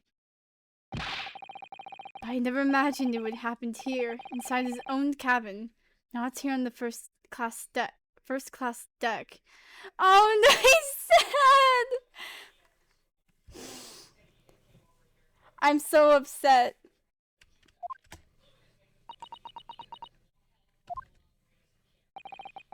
I failed miserably at my assignment, and Hisogi-san is dead as a result. I'm a disgrace. All I can do is humbly apologize. Inspector. So if there's anything at all that I can do to help now, just say the word.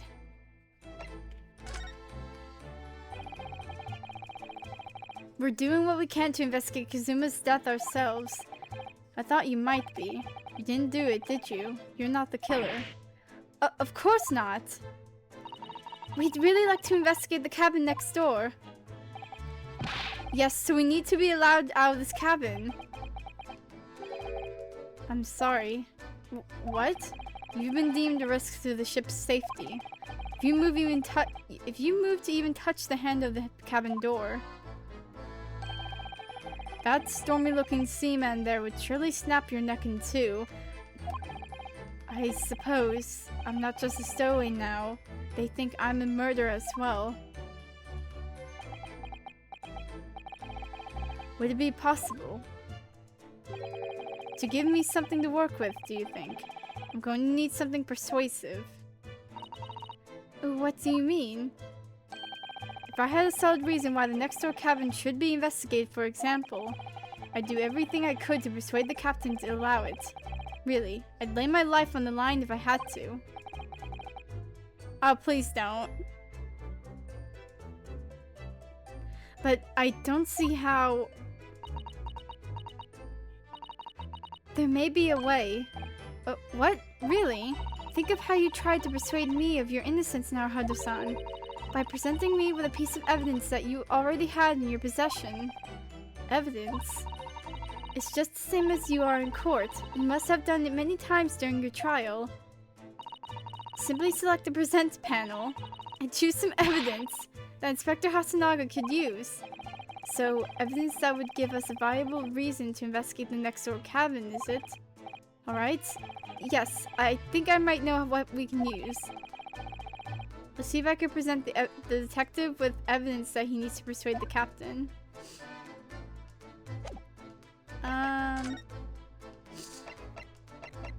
It had to be the book, because there was like something coming out from the... Oh yeah, there we go! What's that? It's Kazuma's diary. Just before he died, Kazuma-sama wrote something rather strange in his diary. Strange? In what way? He wrote, what looks like some kind of speckled band is dangling from the ventilator grill. A speckled band? That is strange. Yes, we were still trying to work out what he meant by that. But what I'd like to know is... Don't tell me. The ventilator, is it? You're very astute, Inspector. That ventilator clearly joins to the next door cabin. That's right. So we could investigate in there. We might be able to work out what the speckled band was.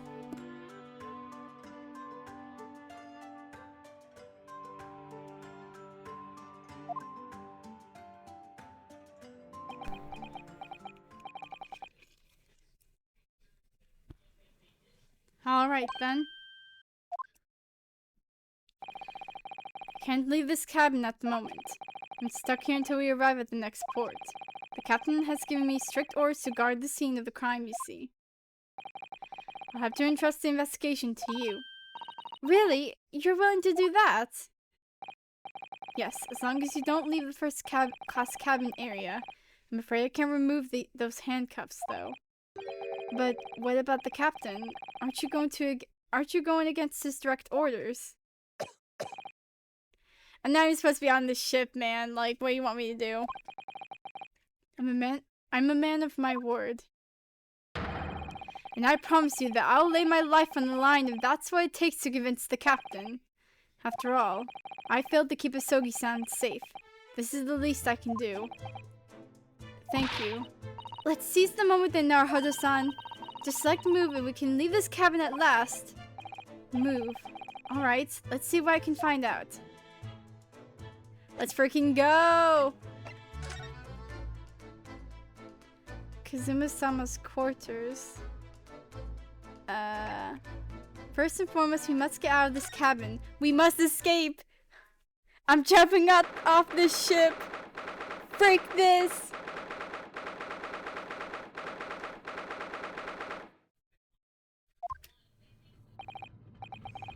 I'm finally out of that cabin. Now, time to finally run free and jump out of this boat. I have to admit, this isn't quite what I was expecting. It's less spacious out here than I thought it would be. And this is the most luxurious accommodation. Yes, indeed. Kazuma-sama was being sent on the study tour by the government. That's why he was being put up in a first-class cabin. Even still, this is about twice as large as my accommodation in steerage. Really? That must be awful.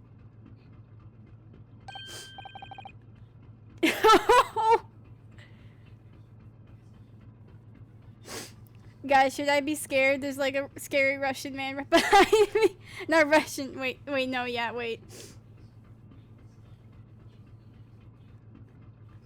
Oh, look over there.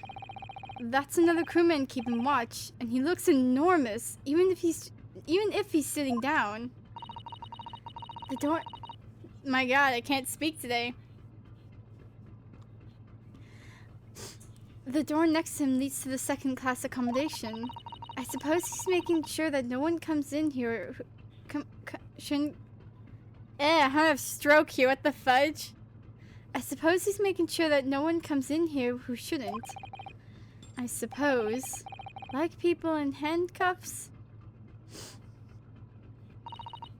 Naruhodo-san, you look like a little boy visiting a toy shop for the first time. I would have thought you'd be used to the ship by now. We've been at sea for 2 weeks already.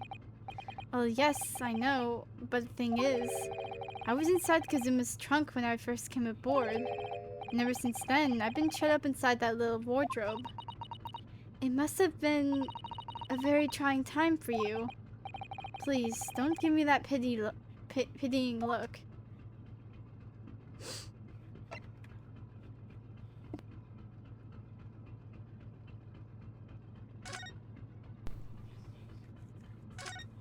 Okay, I'm gonna look over here first before I talk to the Russian man over there.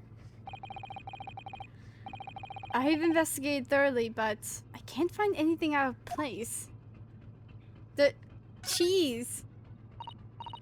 A trap for catching mice. Yes, we have plenty of those back home in Japan. Although they seem to be using a lump of chalk or something as bait. Let me see.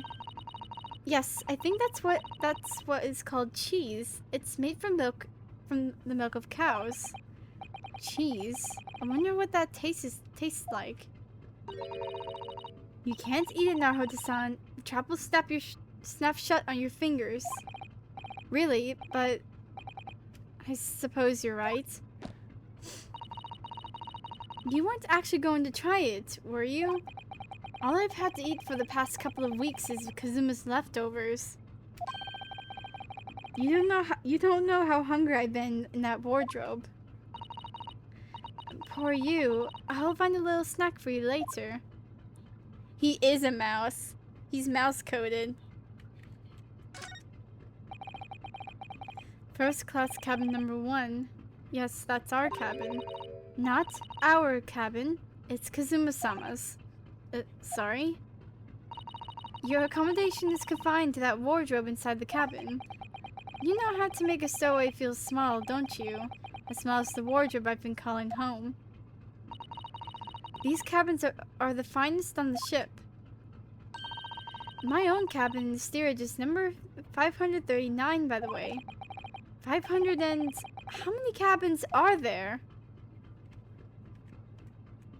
Yo, let's ring this. What do you think this is? It's a very pleasing shape, isn't it? That's the emergency alarm. It's probably best not to touch it. Oh, an alarm. It says press only in times of emergency. It looks as though it sets alarm bells ringing all over the ship. It brings the vessel to a complete stop. Oh, this... Oh. What are you doing, Naruhodo-san? You mustn't touch it. What did it say? Oh wait, this I have to see.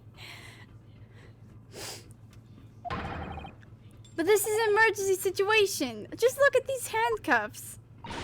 You know full well that's not what the alarm is for. If you were to bring this vessel to a standstill for no good reason, you'd be in an even worse situation. I wish everything would just stop. This ship included. Oh my god.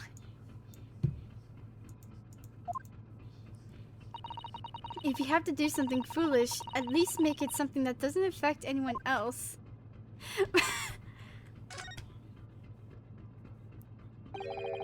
This is it. This is the cabin next to ours. The one the ventilator connects to. Yes, the ventilator from which Kazuma wrote that he saw a speckled band emerging. Maybe whoever's in this cabin can help solve that particular mystery. Let's ask. Oh! I'm gonna assume that, like, this is just how tall Naruto. Oh my god. Oh. Oh god. Oh god.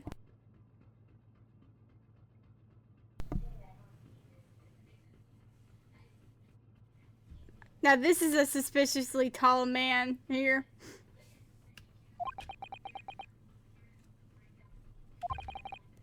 Excuse me, we need to get inside this cabin here.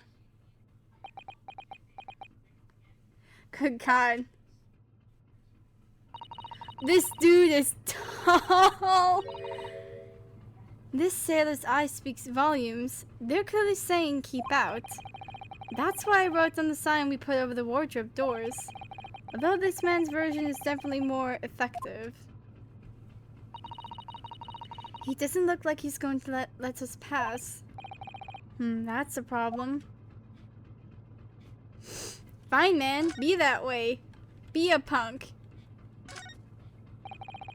This looks like a pen of the Bira. It shows each deck. Look. The Bira is a large-scale steamship with triple-skinned hull. What a marvel of engineering! Well, it's been playing on my mind for a while now, actually, but how is it that such a large lump of metal doesn't just sink to the bottom of the ocean? Oh, that's really quite simple, Naruhodo-san. It is. Well, consider the Japanese archipelago, the islands of Japan.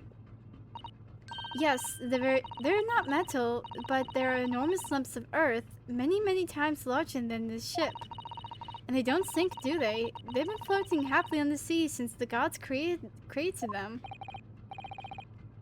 Well, I suppose so. That's a huge book on top of the table there, and there's a pen next to it. Yes, that looks like the ship's log. Shall we have a little look through it? The writing is so neat and precise. Every detail about the voyage has been meticulously recorded. You wouldn't expect a rough and ready sailor to have such beautiful handwriting. And nothing. No reaction at all.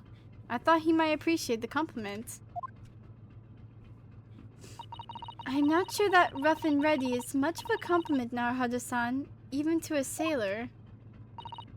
Anyway, last night's log is mostly blank. Presumably that means there was nothing to report.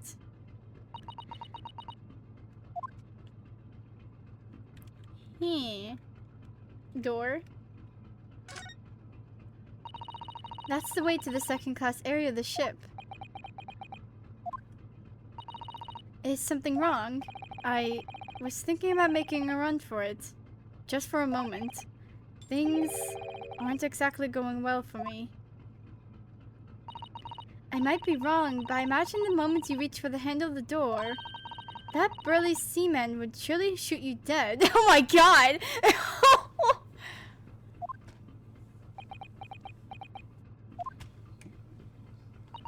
Oh dear, I'm sorry. Perhaps I went a little too far there.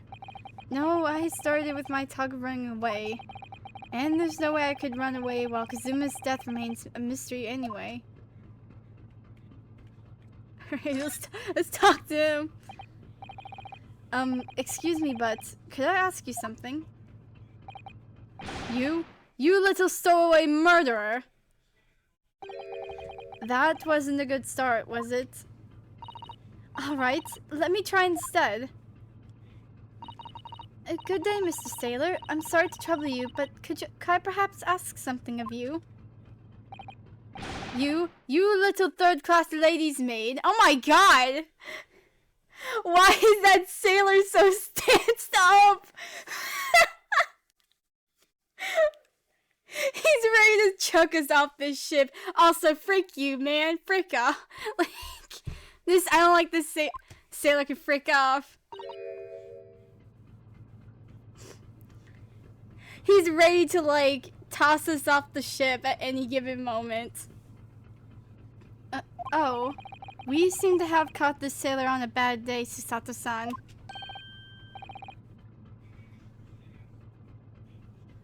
I'm not sailor. My mother gave me name.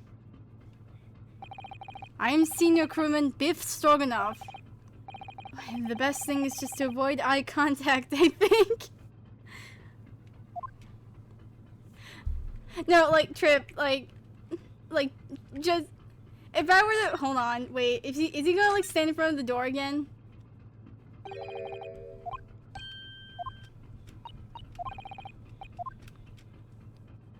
Yeah! Literally just, like, right in front of us. Also, Trip, I don't know how long, did you just, like, join the stream? Cause you met. No, fire!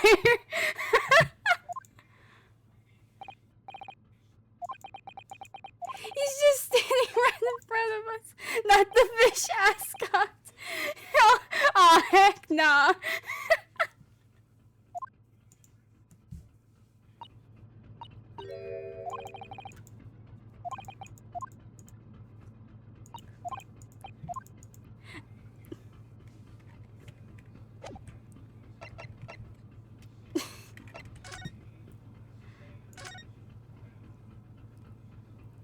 Yeah, wait. Trey, we've been accused of murder again.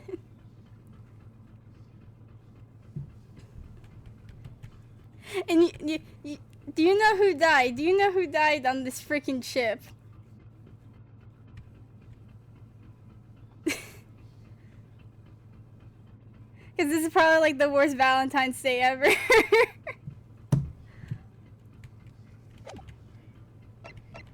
Oh wait, I need to talk to him. Biff.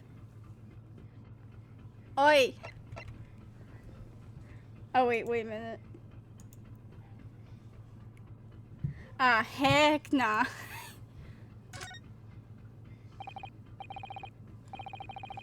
Mr. Stroganov, about this first-class cabin area. Here we are in finest part of BR steamship. For very important persons. What sort of very important persons? Government officials, kings and queens traveling in secret, many important persons. That is why I'm always guarding this place. Gosh, that's amazing. But somehow I let stupid stowaway inside. Hey, fire question. What's up?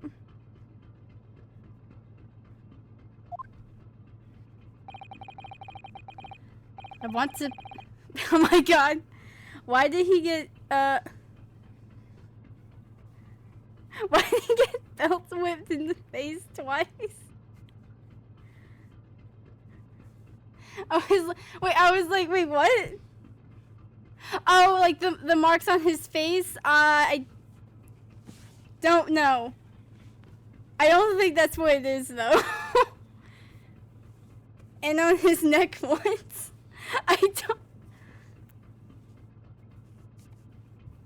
I have no clue, man, but, Trip, do you want to know who died? Because it's really unfortunate.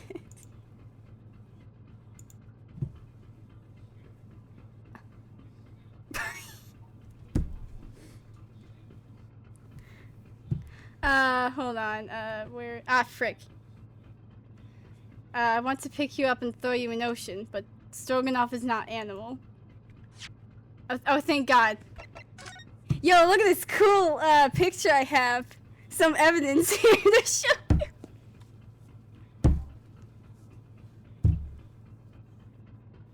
He's freaking dead.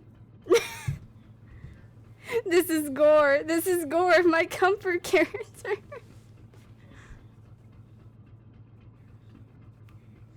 It's fire, I swear to God.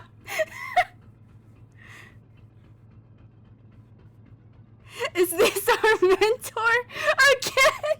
They pulled a Mia Fey!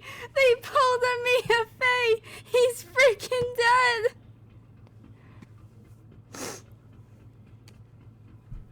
Frick this! Frick his- man, guys, this is worst Valentine's Day ever. He freaking died. We don't even know how. Not yet, at least. He died. That's score of my comfort character.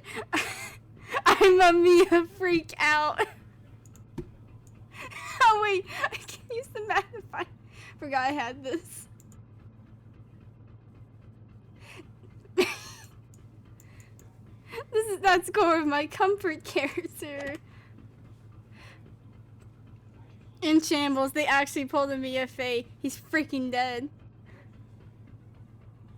What? What's up?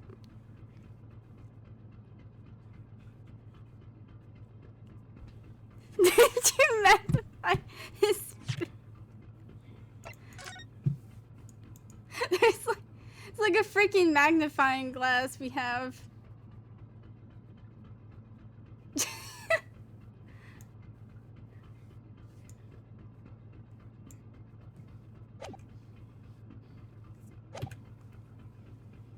No, his fist. Is he holding something? No, wait, I don't know.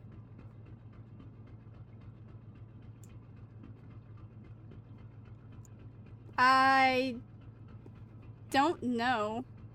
The other hand. I don't know, he could be. He just has it like balled up. The fist, I know. I can't freaking see with the magnifying glass, like. The only thing I can, like, I don't know, there could be something in there.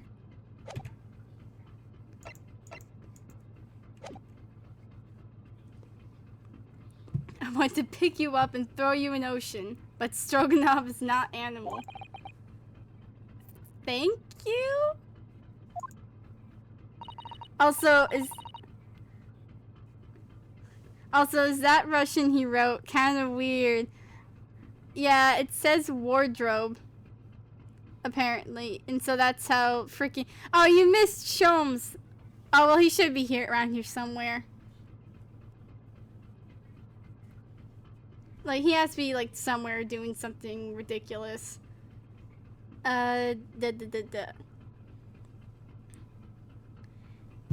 If I may, I was wondering, is the cabin next to Mr. Asogi's currently occupied? Is it Ja? Sasato-san, did you understand, or wait, no, what did he say? What the fudge?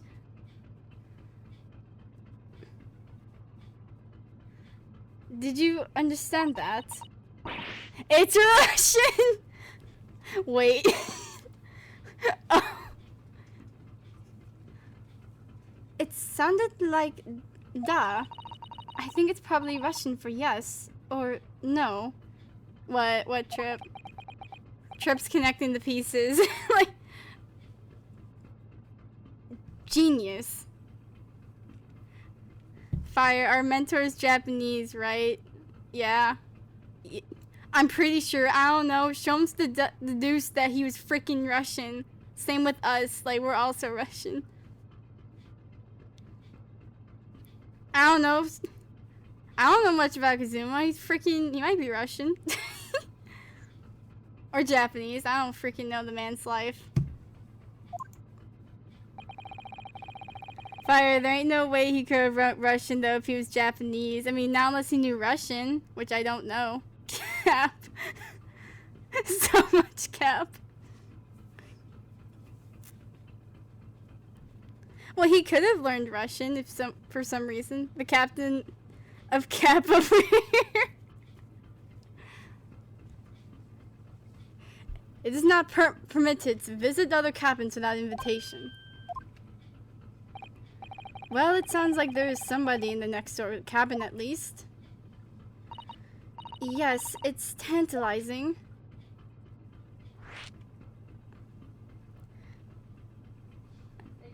Why are you trauma coded, by the way? You have other emotions, you know? Oh yeah, I haven't used this one that much, or this. I haven't been able to use this. I have used this one though.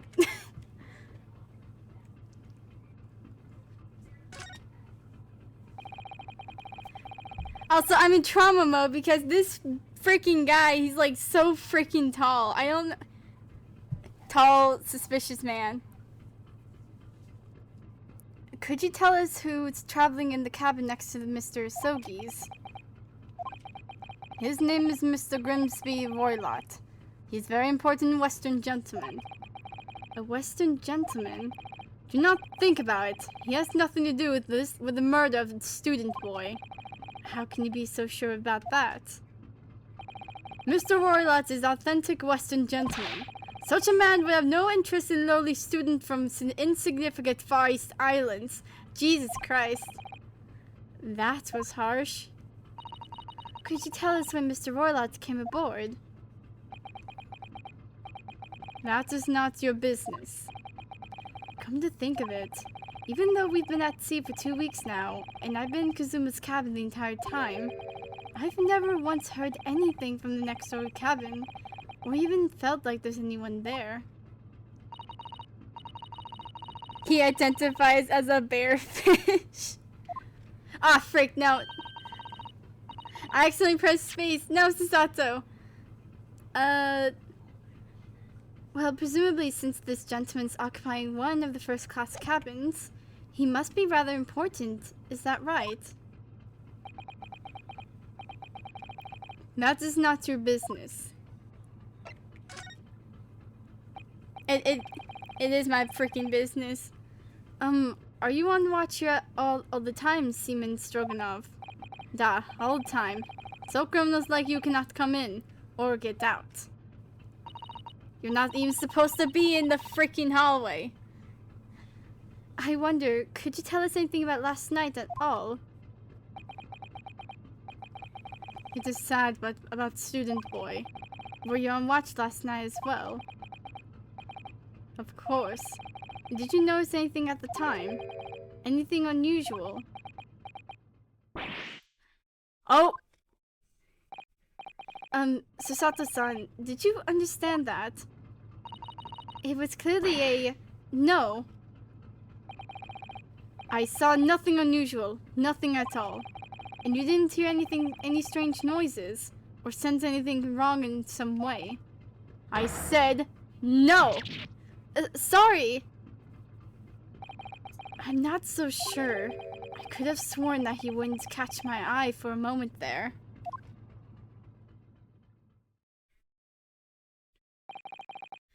This is enough. I cannot say more now. Oh. It is time for me to report to Captain. You must return the cabin. Yes, alright. Bulkhead to second class area is staying locked at all times. You escape when the lobster whistles on top of the mountain, or as English say, when the pigs fly. Yes, I understand. Good. Now we can investigate this area properly, shall we? Definitely. What can we look? Oh, we can look at the book again.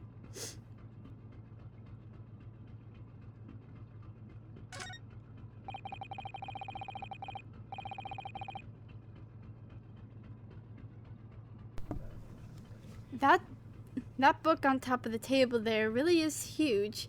There's a pen with it too. Yes, I'm sure that's the ship's log. Shall we have a little look through it? The writing is so neat and precise. Every detail about the voyage has been meticulously recorded. You wouldn't expect a rough and ready sailor to have such beautiful handwriting. Anyway, look here. Last night's log is mostly blank. Presumably that means there's nothing to report. Okay, well, nothing to report there. Can we knock on the door? Oh wait, yeah, wait, he's gone, so we can knock on the door, finally. Unless he just comes out of the blue and just like, hold it. You ain't supposed to be here. This is it. This is the cabin next to ours. The one the ventilator connects to. Yes, the ventilator from which Kazuma-sama wrote that he saw a speckled band emerging. Is that a mousetrap in the bottom left? Yes, that is a mousetrap, and like Ryunosuke was completely convinced to like, oh, I'm gonna eat that freaking piece of cheese. He's so mouse-coated.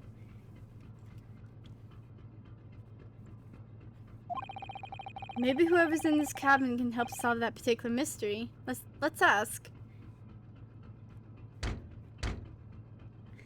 Same, I'm so cheese-coated.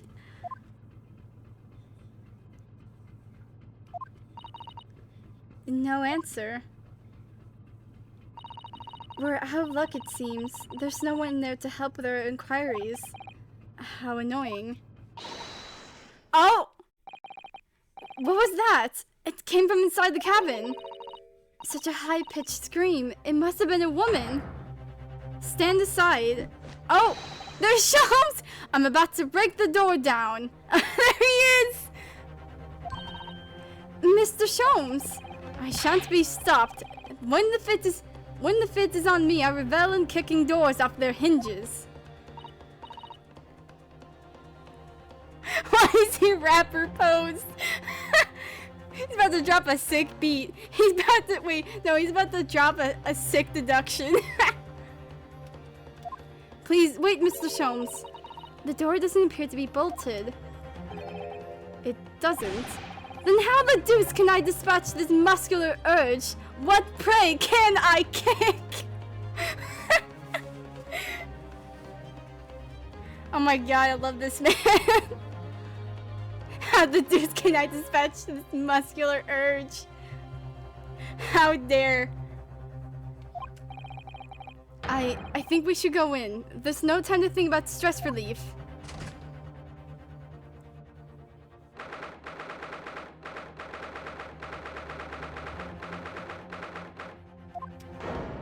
Oh! Who are you? A Western gentleman? This man looks Russian to me. We heard a woman scream. A woman? Don't be absurd. As you can see, there's nobody but me in this cabin. True, this old man does appear to be the only person in here. But in that case, who just screamed? Get out, all of you, now!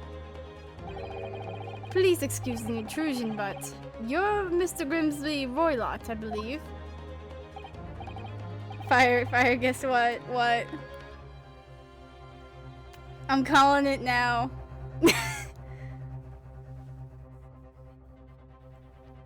That's actually a girl. Whatever do you mean? This is Mr. Grimsby Roylott. A fine Western gentleman. The frick you mean? Yes, that's me. And you are? I'm the one and only, the actual Herlock Sholmes. You have heard of me, no doubt? No. Too much beard! You should see this guy! You should see this guy then!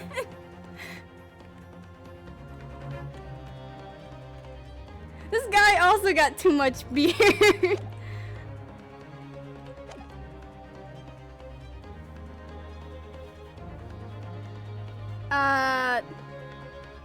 Okay, but can we see the guy's... Okay, but we can see that guy's mouth. True. I'm a great detective among great detectives. One who adorns the covers of popular magazines, no less. So I assure you, you must trust me completely. Would you trust, like, someone who just comes up to you like, I am the greatest detective of all time, I've been in many magazines, you have to trust me. Would you trust this guy? Would you trust this man with your life?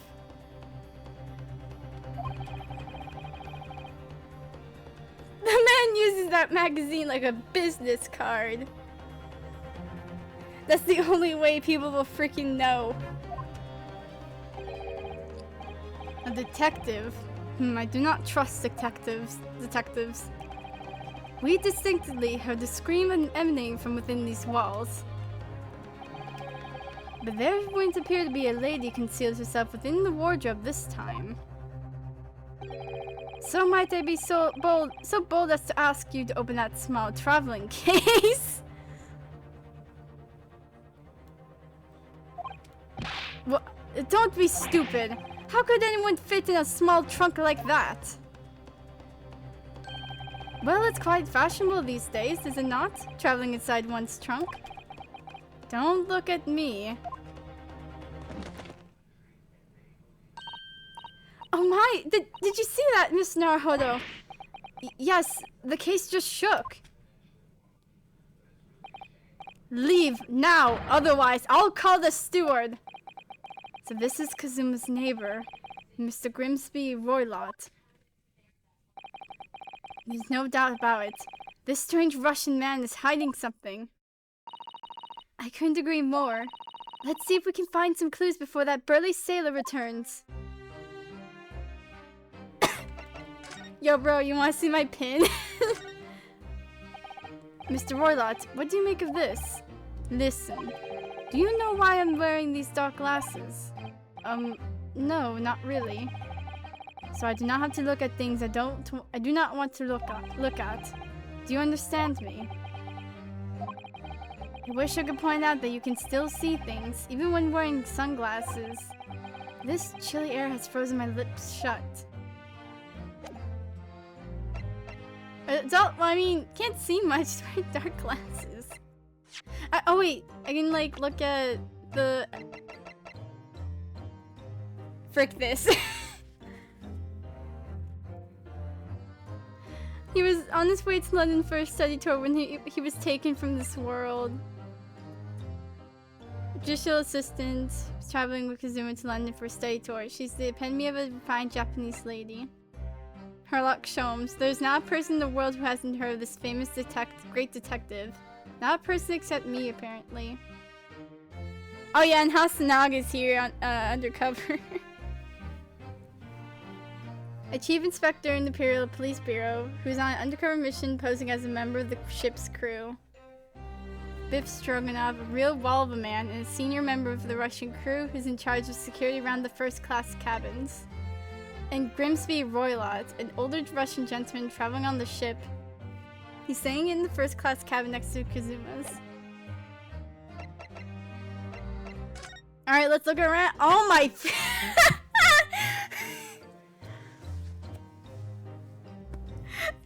I'm like, alright, let's get to investigate. Oh my freaking god, Jones, why are you in the closet? Oi! Oi, get out of there! Do you have a moment, please, Mr. Sholmes? You need only address me as Sholmes. That's what I just did, isn't it? Well, Mr. Sholmes, what were you doing in there? Why, I was resting, of course. Resting? Indeed. I was contemplating our sea voyage from the confines of the wardrobe whilst waiting. Waiting for the inevitable time that you would need to call my great powers of detection into service.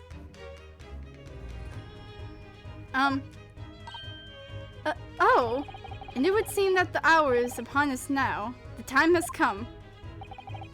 Am I mistaken? Well, no, actually. You're spot on for once. Observe closely. Our Russian host in this cabin, Mr. Roylott, is clearly trying to hide something. Do you know what is the most effective weapon to use against a Russian hiding a secret? Why? The truth, of course. Though it should be pointed out that such methods are not exclusively for the Russians. Right. Can you imagine how the Russians will react when the secret he guards so closely is exposed? Would you like to witness it? Oh yes, please! Well then, what are you about to see? It may well astound you. For I'm about to apply my great detective's greatly admired great deduction to the case. I'm going to have a stroke with this man. I'm having a stroke. Could this man be a more hackneyed portrayal of a dubious Russian, I ask you? What? From time to time, it occurs to me. Is the fellow dubious on account of his Russianness, or Russian on account of his dubiousness? That made the most sense out of everything you've said so far, Sholmes. I really don't think either of those things should be occurring to you or anyone. That's right, and Mr. Sholmes, I know this man's beard and dark glasses are hard to ignore, especially on first meeting, but I once read, is it a capital mistake to theorize before you have all the evidence? It's biased the judgment. It biased the judgment. I can't... word. I must have complete silence. What are you doing? Why are you peering at my face like that? Ah, just as I thought. Yes, I have quite made up my mind now. There can be no explanation that accommodates all the facts. Mr. Roylott, I have reached two incontrovertible conclusions. What do you mean? Number one, your true identity is that of a villain. Using those shears, you are about to end the existence of something most dear. Are you not? My god. Oh, hold on.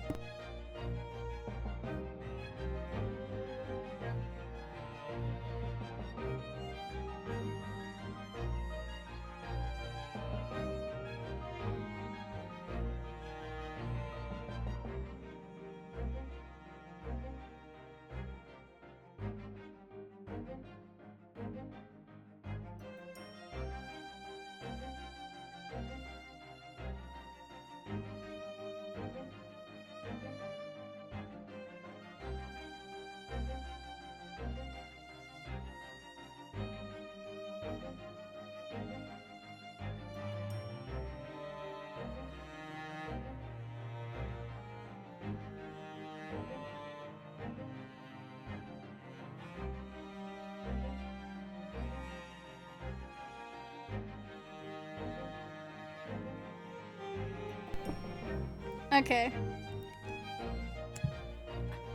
Wait, what was this dialogue? Using those shears, you're about to end the existence of something most dear. Are you not? Huh? And number two, the other conclusion I have drawn, you are, at this very moment, no less in the midst of committing a most grievous crime. Beneath that beard, your mouth quivers with nervous tension as you realize you have been discovered. There's like a slight, like, blue hue on, like, his face now. Does it not? Oh, Naruhodo-san, I never imagined I would witness one of Mr. Sholmes' great deductions with my own eyes. No less even just seeing the man in the flesh, either. That was a great deduction? Nothing can deceive Mr. Sholmes.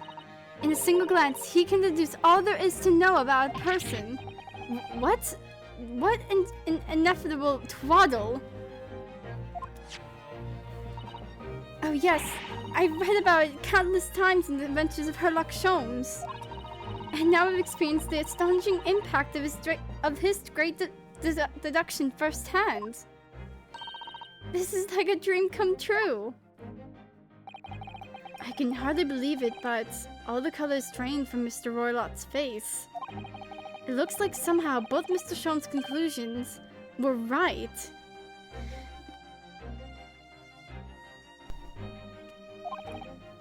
How could I possibly know such things?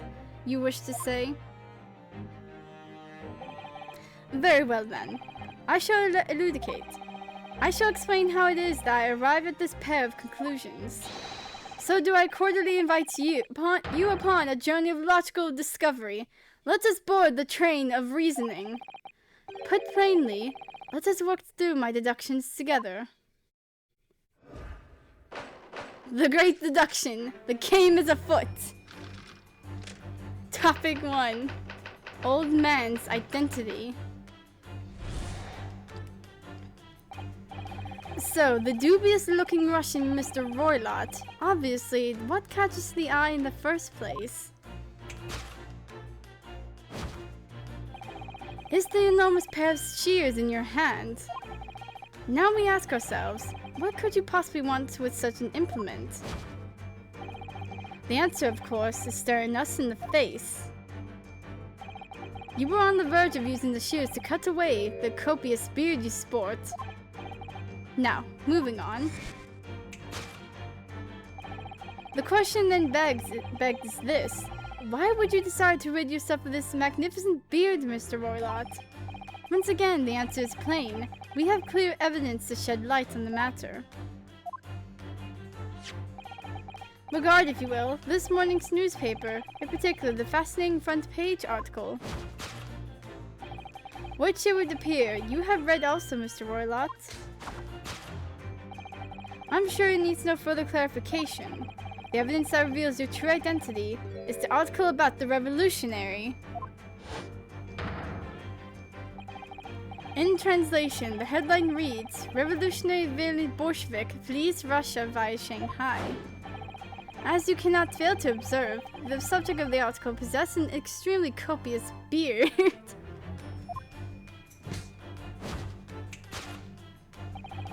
Having noted the article yourself, you decide to remove your incriminating facial hair before it gave you away.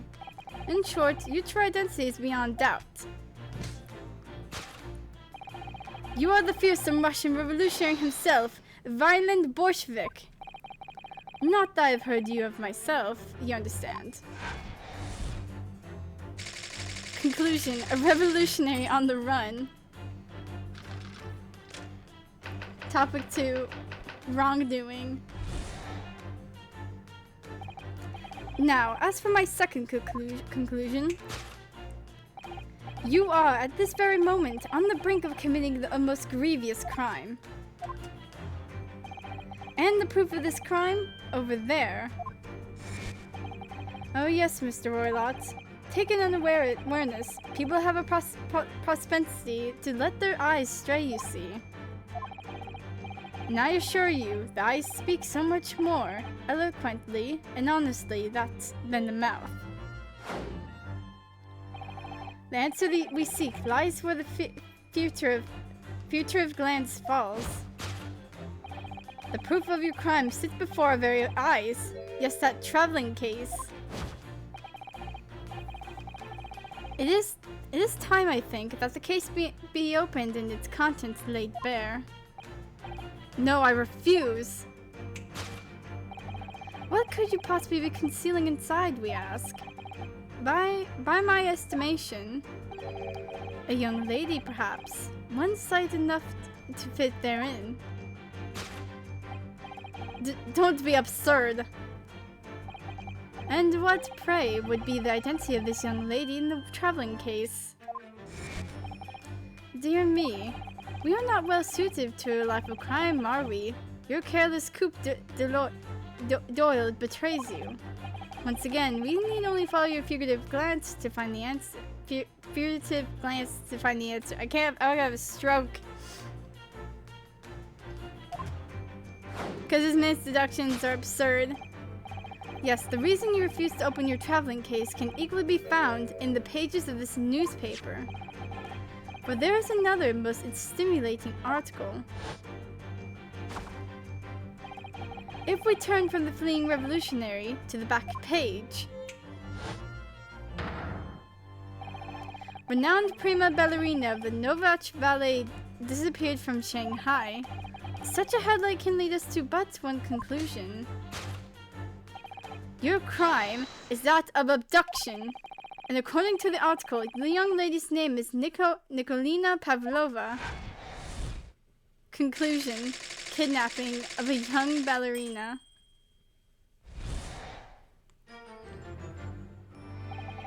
Thus concludes Herlock Sholmes' great deduction of this Russian enigma. Elemensky. Elemensky.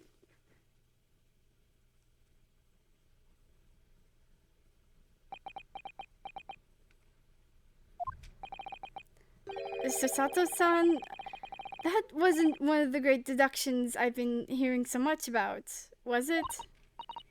Oh, well, the stories are full of Mr. Shom's brilliant deductions, you know. But that did seem a little different somehow. Excuse me, Mr. Shomes, could you come over here for a moment? Pray, what can I do for you? It's about your deductions. Would you mind? Not at all. Go on. Well, to start with, there's the newspaper article. I think we had the same discussion before, but... these two men look nothing like each other. Shomes, please, like...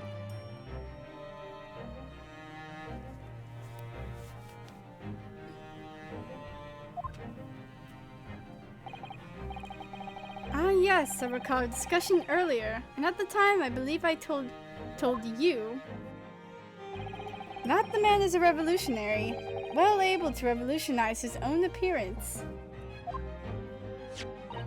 In fairness to Mr. Shomes, Mr. Warlight does look more like this man than you do. Oh yeah, this is the man that, like, Shomes is just like, ah yes, you are, like, whatever his name is. The Russian revolutionary. That's not the point. And another thing, the part about him abducting the ballerina. Indeed, a truly startling revelation. At first glance, the case would appear too small to accommodate a young woman. Not just at first glance, it is too small, clearly. You'd be lucky to fit a 5-year-old child into that case, even if you pushed really hard. I don't suppose the missing ballerina is a 5-year-old child, is she? You mean you don't know? No, the young lady is 15. Oh my god. No, I didn't know. How could I? Well, if she's 15, then 10 years worth of her would be poking out of the case. Some years ago, I read something pertinent, I believe. A troop of men consuming vinegar daily in order to promote a certain litheness in their body. What? Vinegar? For such a sour bunch, it would surely be simplicity itself to control oneself into the confines of that small case. Oh dear, you might be thinking of contortionist in the circus, Mr. Shomes. This whole thing is turning into this whole thing, man, this case, it's circus and I'm the clown.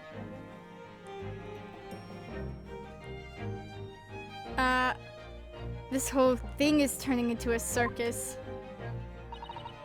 Miss Naruhodo, something's occurred to me about Mr. Shome's deductions just now. I think his powers of observation are, well, magical. His eyes cut to the heart of a matter most instantly. It's just where he directs his attention and his logic that seems a little off. Your idea of a little may be a little off itself, Mr. Sato. It's just one or two key words in his deductions that seem to let him down. So I was wondering if we might perhaps tactfully switch them to alternatives. What do you think? Switch some key words in his deductions. Yes, but very tactfully. I feel sure if we could do that, we'd unlock the true genius of Mr. Shome's great deduction. Precisely the thought that was going through my own mind. This man is a lot of work. At times I wonder how anyone puts up with me. It's not that funny. You, my good fellow. Sorry? Take a moment to look at your wrist. My wrist? Where are your handcuffs? Huh? How did... I felt they may hinder your ability to follow me in our dance of deduction. Good. I don't believe it. Mr. Shomes, you are a marvel. don't worry. I shall restore the shackles to your wrists when we are finished. I'm not worried. In fact, I'd rather stay like this. So, let us begin. Herlock Sholmes is proud to present his logic and reasoning spectacular. Course correction. Hold it, Mr. Sholmes. Old man's identity. I'm not gonna read through this again. Frick that. But I will read it, but... dubious looking Russian, Mr. Rolla. Obviously it catches eye in the first place. It's the enormous pair of shears in your hand. Ask ourselves, what could you possibly want with such an implement?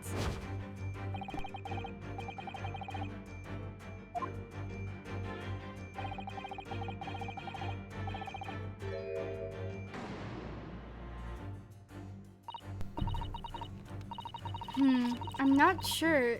Would you really use shears like that to cut off a beard? I doubt that's something I'll ever have to worry about. Doesn't quite sit right with me, though.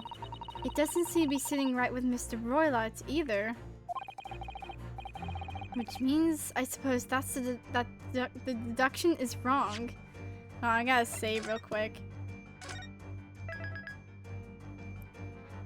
What the deuce is this deduction? Man's on something.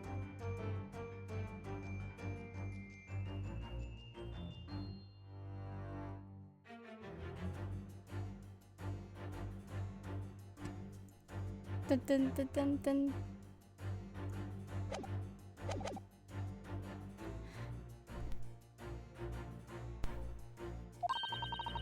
Let's try to switch a keyword here, Naruhodo-san, and see if it helps matters. Alright, but how? I think we should start by taking a long, hard look at Mr. Roylott. I wonder if it's really his beard that he tends to use those shears on. Exactly. If we do manage to find something that seems to fit the sense of Mr. Sholmes' deduction better, then what? Then I'll leave the rest in your capable hands, Naruhodo-san. Why am I the one to do something about this? You're the one dancing, like... Well, anyway, let's see if there's anything we could even use to switch around in that last sentence. What exactly was Mr. Roylott really going to use those enormous shears for? And now we just like...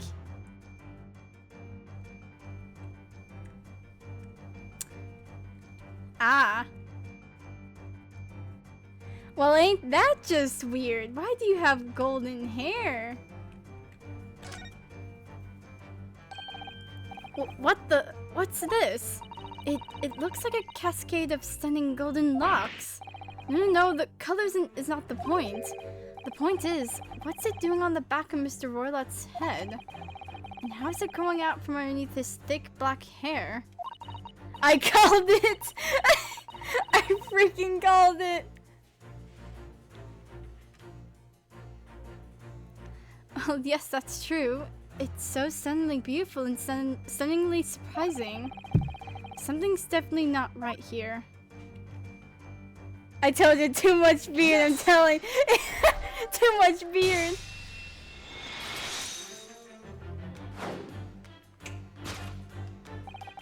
You were on the verge of using the shears to cut away the golden locks you sport. Indeed, you have identified the precise detail I was intending to expose. She was trying too hard.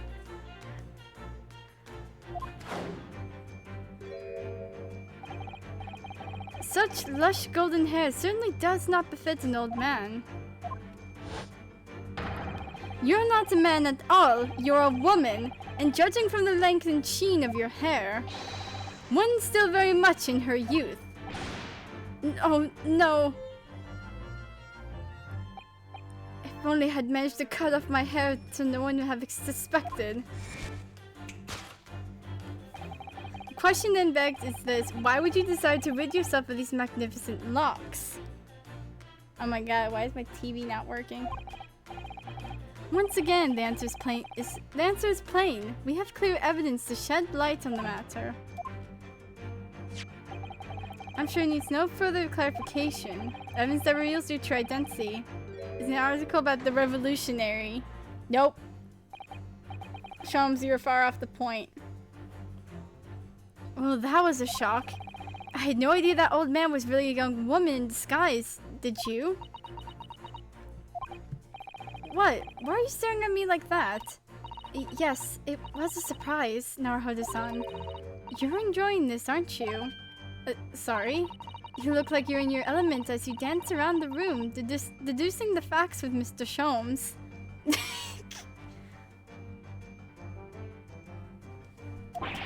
I'm just doing what we agreed. I'm not having fun or anything.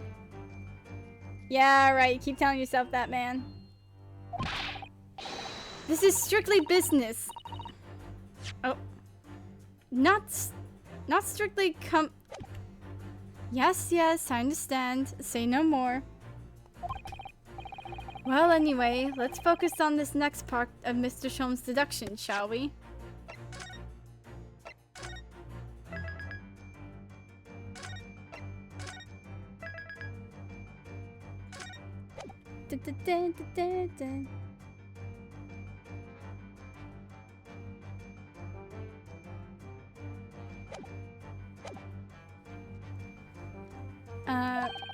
The evidence that he picked out doesn't fit the facts at all now. No, that's true, given that Mr. Roylott is actually a woman. Exactly. He, or rather she, can't possibly be this merciless revolutionary.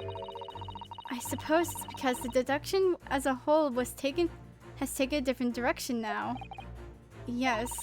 Let's switch the evidence for something else. Something that fits the facts as we now understand them. For some reason, this woman needs to try to hide her true identity. I feel as though I've either read or heard about a young woman in a situation like that recently. Alright, I'll do my best. And it's the article about the ballerina. Yes! Let me present my freaking evidence! Thank you. The evidence that reveals your true identity is of course the article about the ballerina. That's right, you've hit the nail on the head. Renowned premier ballerina of the Novach Ballet disappears from Shanghai. It would appear we are finally able to address you by your true name. Yes, because your true identity is that of the Novach Ballet's prima ballerina. Miss Nikolina Pavlova. Oh, she just died. Oh.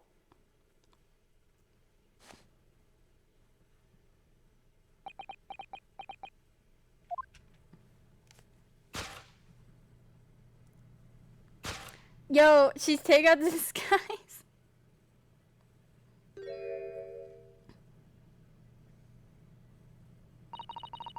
You're right. My real name is Nina. I mean, Nikolina Pavlova. But please, I beg you, don't tell anyone. Conclusion. A ballerina on the run. She's 16 or 15.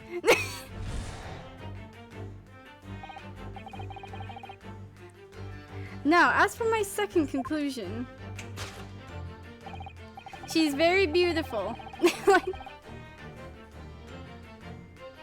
You're at this point on the brink of committing the most grievous crime. And the proof of this crime over there. Oh, I'm just thinking of like that guy.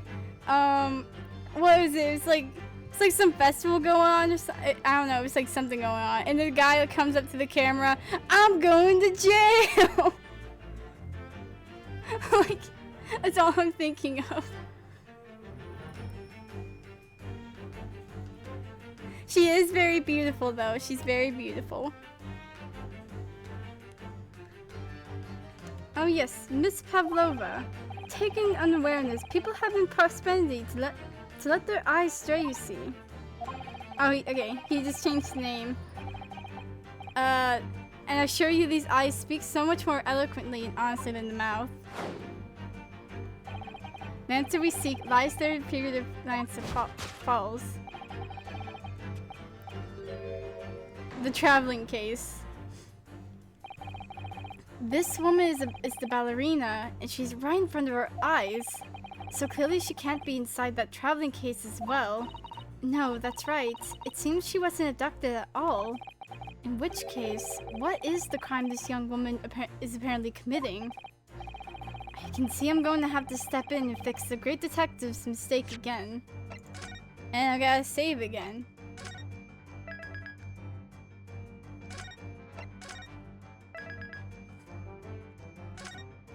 Actually, wait, you seem to look pleased now, Haruto-san. Do you like the idea of another chance to dance around with Mr. Sholmes? Stop it. Anyway, there must be something else here that shows what this woman is up to. I'm going to, like, do it wrong. Oh, hey, look, this is the tiara. I'm ignoring that. I'm gonna, like, do it wrong because I don't know, like, what happens. I can't remember. Yeah, this is a traveling case. One moment, a beardless Russian gentleman. The next, a sweet premiere ballerina. By your trade it's that of a master thief. And this old case of yours is filled with loot. Are you quite concentrating? You've identified exactly what I did originally. Oh yes, so I have. Sorry. Well, I do understand. As imitable as I am, people do like to try. But you won't make a great detective like that. Nor even a great detective's assistant. An assistant's assistant, then. Alright, so I'll think again. My toast has happened again. Okay, I just wanted to, like, have that dialogue, because that's funny. Yo, look at this crown! Yes! Oh, I didn't even mean to. I wanted to look at it. Well, whatever. The proof of your crime is surely this tiara. I believe this tiara is worn on stage by dancers in Novovich Ballet, is it not? Indeed, it would appear to be identical to the tiara pictured here in this newspaper article. And if the reporting is to be believed, it's an item worth 20,000 rubles. In summary, the crime you have committed is theft. Oh no! Yes, you left your ballet troupe unlawfully taking their precious tiara with you.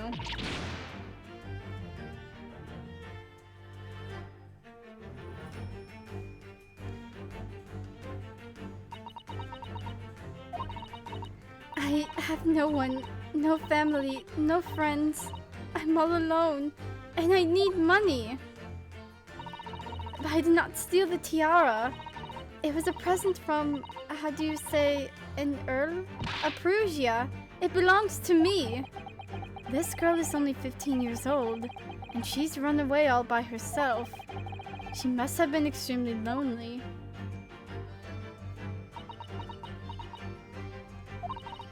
Alright, I will tell you everything. There is no point to hiding it now. Come, let's not be hasty. What? There remains one unsolved mystery about you. Mystery? What do you mean? You have staunchly refused to open this traveling case of yours in our presence. It is reasonable to conclude, therefore, that there exists some reason why you wish it remain closed. Is that not so, Miss Pavlova? My dear girl, there's no sense in playing games with me. Nothing escapes my attention. Indeed, I have a very good idea of the contents of your case, even before I have ever laid eyes on them. Dear me. We are not well suited to a life of crime, are we? Your careless coup d'oeil betrays you. Once again, we need only follow your future glance to find the answer. the reason why you refuse to open your case is written in the books on this shelf. He has completely changed tack with his deduction now. I think Mr. Sholmes is adapting his logic to the changed circumstances, don't you? Maybe, but why has he suddenly brought the bookshelf into all this? It's just a wild guess, surely. Oh, do you think so? Well, it doesn't seem likely that the reason why this young woman doesn't want to open her case would have been written in a book that doesn't even belong to her. Yes, that's true, but still. Miss Pavlova certainly did cast her eyes in that direction. I noticed it myself. Then there has to be another reason why she won't open her case. And it must be somewhere in the same area. That's where her gaze was involuntarily drawn. I agree, that's the only answer. Whatever she has hidden inside that case.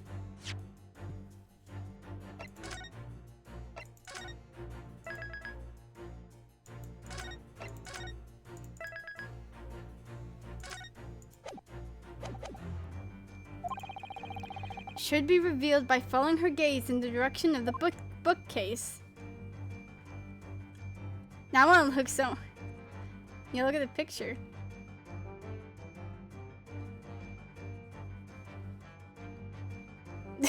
I forgot I'm still Bruno.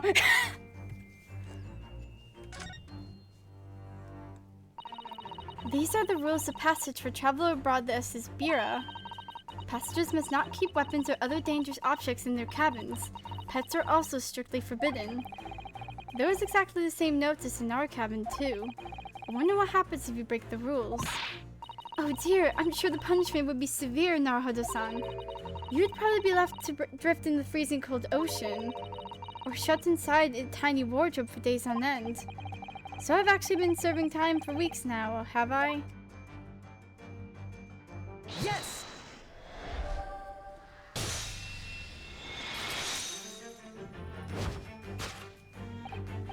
Yes, the reason why you refuse to open your case is written in the rules of passage. Passengers must not keep weapons or other dangerous objects in their cabins. Pets are also strictly forbidden. Inside that case of yours is something forbidden from carriage on this vessel. That is the real reason why you refuse to open it, thus revealing its contents. As we've seen, the trunk wobbles from time to time, but no weapon or other dangerous items would move of its own accord. Which leaves but one possibility, Miss Pavlova, inside your traveling case.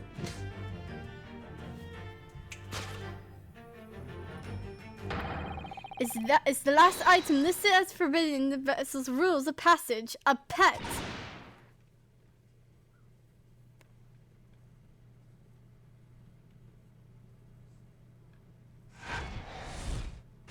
Conclusion. Possession of a prohibited animal. Deduction complete. Elementary. Elementsky.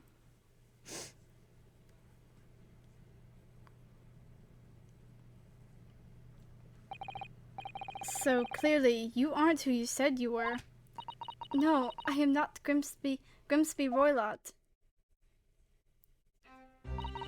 My real name is Nikolina Pavlova. Everything you said was correct. You absconded during one of your ballet company's performances in order to escape your homeland. Later that same night, you stole aboard this vessel, which couldn't have been easy. The Bureau is a huge steamship with a vast crew. Could you really have snuck on board without being noticed? In order to obscure your true identity, you somewhat recklessly took the guise of an old gentleman, and you intended to sever all links with your past by severing your long hair. Yet to a woman, hair is no trifling matter. My personal recommendation is to leave well alone. So, if it was just you about to cut off your own hair, who was it that let out the scream we heard from outside the cabin? That veritable tinkling of a bell? Why none other than this young lady, naturally. More like a full set of pipes if you ask me. I was so scared when I ran away in Shanghai. I was sure they would come looking for me. That's why I decided to, how do you say, disgust myself? So no one would recognize me. As a result, you transformed yourself into that crushable old man I see. Old man? I see. I put on the fur hat and fake beard. Then, just before you came in here, I saw it in the newspaper. Right on the page, there was a picture of me. I was so frightened, I couldn't stop from screaming. I knew that if I didn't change my appearance completely, they would find me. So I decided to cut all my hair as fastly as possible. I picked up the scissors in my hand and...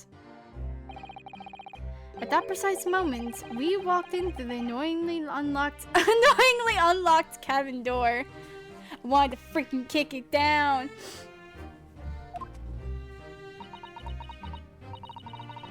Things happen like that sometimes, don't they? Things do indeed happen like that, from time to time. Are those two even talking about the same thing? There's just one more thing I'd like to know. What exactly do you have inside your traveling case? You were right. It is my dear friend inside. My only friend in the whole world. Please, don't tell anyone. If the captain finds out, if you say it to any of the crew. Your secret is safe with us, I assure you. Then return. You must tell us in as much detail as you can muster about the events of last night. Yes, alright. I will tell you. Well, Miss Naruhodo? Wasn't it something Mr. Shom's great deduction? It was certainly something, yes. I'm just not entirely sure what. But at least Miss Pavlova has agreed to tell us what she knows. That's incredible. Indeed, it is incredible. Ah, and one more thing. Oh? Yes? What? Observe your wrists. My... God dang it. Your hands are cuffed again. What? But how? True to my word, I've restored your shackles. When and why? There is still a shadow of guilt cast over you, Miss Naruhodo. I'm sorry to say, it can't be helped at the moment. Can't it? Really? Anyway, let's listen to what Miss Pavlova has to say. I can't go on not knowing. I have to find out what the speckled band that Kazuma-sama wrote about in his diary really was. But first off, I want to look around the room. Eh? Let me see. Don't touch! Huh? I will tell you what I know about last night, but please, you must not touch my things. How do you say, forbid it. Oh, sorry. As well as you should be, young man. What vulgar manners you have, poking around in a young lady's private belongings. Neither shall I allow it. Hypocrite. He really do be a hypocrite. Yo, my pin? Can I show you this? I'm actually a university student from the Empire of Japan, you see. That means nothing to me. No, why would it?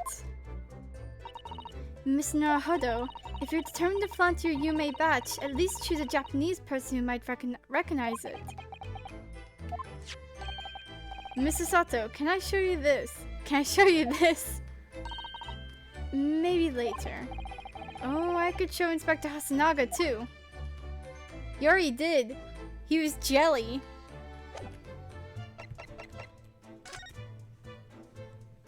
Okay, what happened? Did you know that someone was killed in the cabin next door to this one last night? One of the crewmen told me this morning when I was eating breakfast. The man who died, he was a friend of mine. Oh! That's why we're trying to find out what happened. Did you notice anything unusual last night? Perhaps you heard a strange noise, for example. Perhaps people talking. Perhaps the ship was absorbed in a wild tempest. Perhaps its steam engine exploded. Perhaps everyone on board would have noticed if that had happened. Miss Pavlova, is there anything you can tell us? I don't know. I'm sorry, but all I could think about last night was what I had done and whether they would find me. I didn't notice anything that was happening around me. Oh, I see.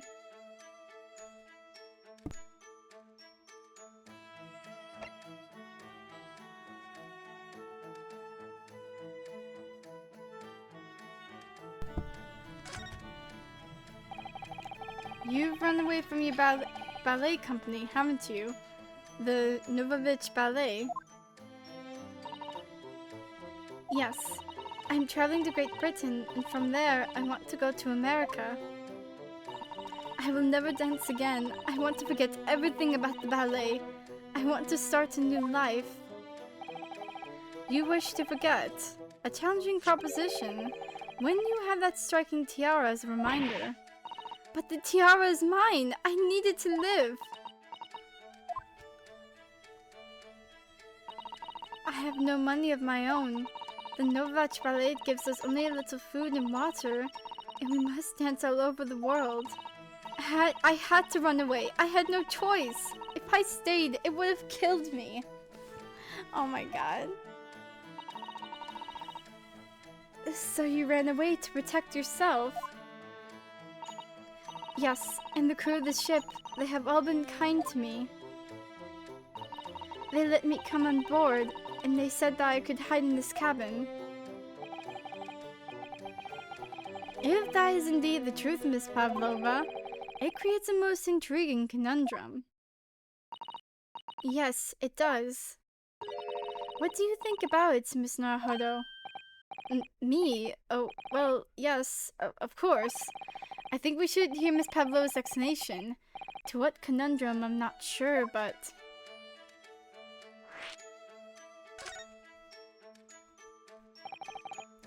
Miss Pavlova, allow me to pose you a riddle.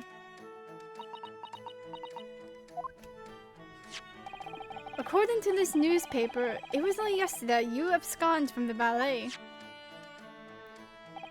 Now, that being the case, it must have been last night that you boarded this vessel. However, the SS Bureau stopped by no port last night. That's it, of course! So how is it, pray, that you come to be aboard?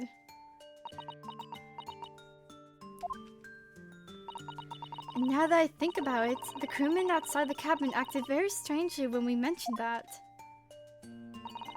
It was just after we asked him about when the occupant of this cabin came aboard. That is not your business. Yes, you're right. He did seem to be hiding something.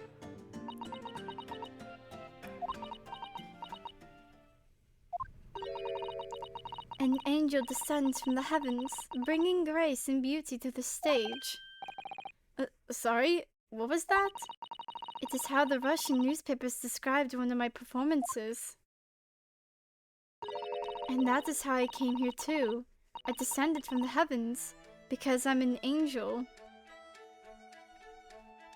What? Considering English isn't your mother tongue, your description is very vivid. Mr. Sholmes once said, I never can resist a touch of the dramatic. It seems Miss Pavlova is the same. A genius descended from the heavens, bringing grace and beauty to detection. Words once said about myself. I feel like you just said that right on the spot, man. A quote from a wonderfully extravagant advertisement for the adventures of Sherlock Holmes, in fact. Yes, yes, Mr. Showy. Mr. Showy. Anyway, it doesn't look like Miss Pavlova is going to tell us what really happened.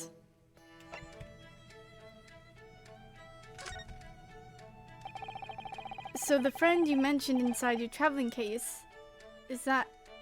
So the friend you mentioned is inside your traveling case, is that right? I don't think animals are allowed on board, according to the rules of passage. Oh, please, don't tell any of the crew. If they found my precious... Then the burly Russian would have bestirred themselves in unison to throw you and your case overboard, no doubt. So reassuring, Mr. Sholmes. But what sort of pet is your friend? A little puppy? It is, isn't it? Maybe an adorable little rabbit. Ha! You credit Russian as a land with small rabbits, do you? Oh, don't they have small rabbits there then? You may well ask. I have no idea. Ha! You two are miserable blunders when it comes to understanding the nature of young ballerina's friends. Isn't it obvious? It must be a chicken! Ah, yes! Because that's the perfect pet for a ballerina. A chicken.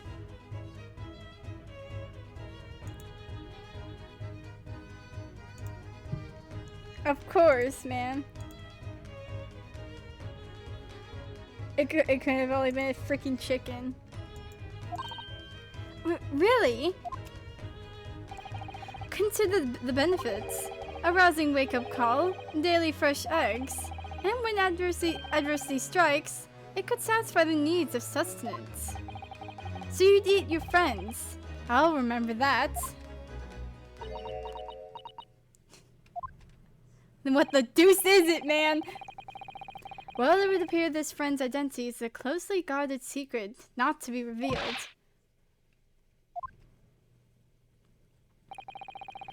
She obviously doesn't quite trust us yet. There's something I should like to show her, I think. Maybe she might be able to shed some light on it.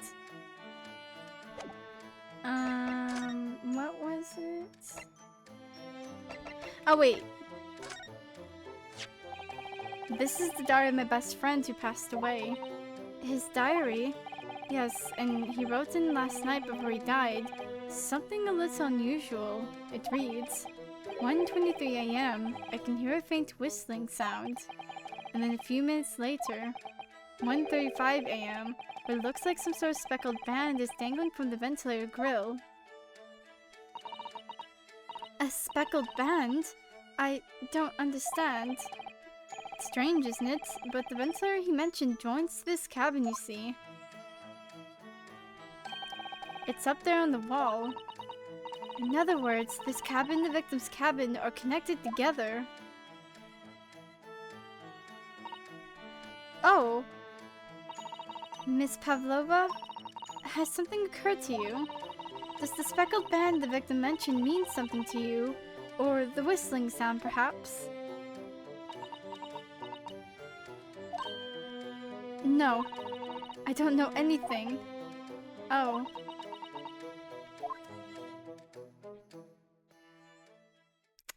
Well then. Ah, frick! It's the cops! We're cooked! Excuse me, Mr. Roylott. Yes? What? Wow, she's fast. Captain would like to speak with you. You must come to Captain's quarters at once. Please. Alright, I will come now.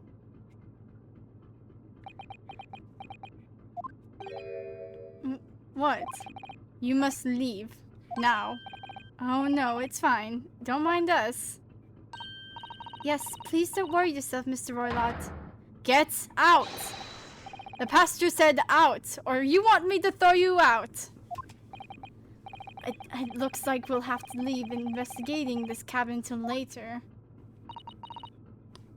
What a pity. And so we lost our chance.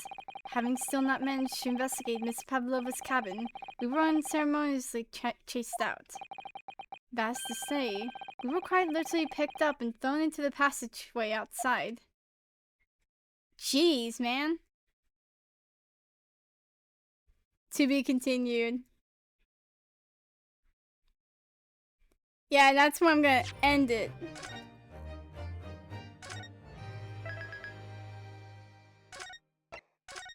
We were literally just chucked out. Man. Nah, frick. Hey, yo, the cheese! Nope, nope. Wish we hadn't been thrown out like that. I know, right?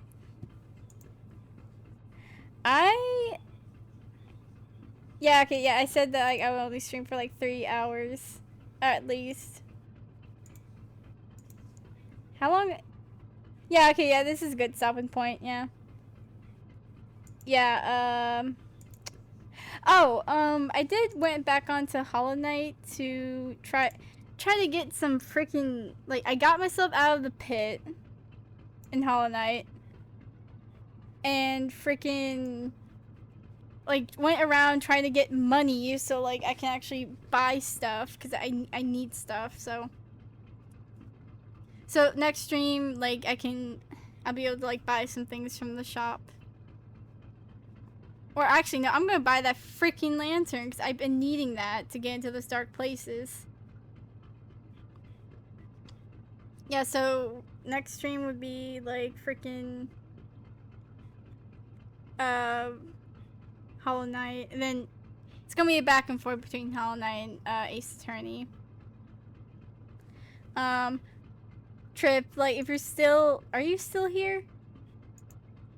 Yes, yes you are. I see, okay. I think, maybe. Actually, no, I'll show it, like...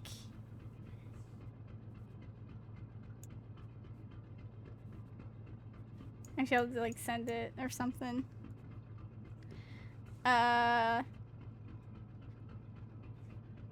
But yeah, I'm gonna end the stream here. I'm gonna exit the game so at least there's some music. Alright, don't save. I already saved. Oh, wait, no, I exit the game. That's not what I meant to do. No, I'm gonna end this with music. Frick this. Open the game.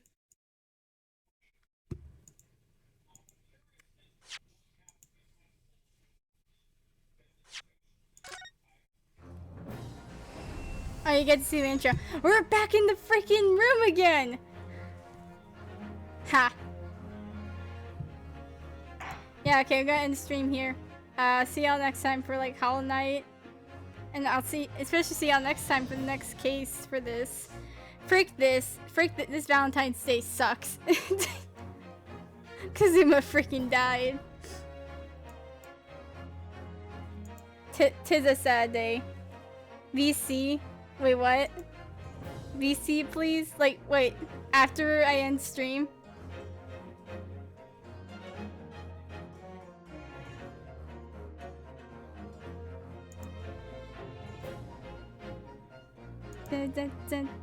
Post stream, yeah, okay. Yeah, end the stream here. Good, frick, where's my OBS at? Yeah, I'm gonna end stream here. See y'all next time.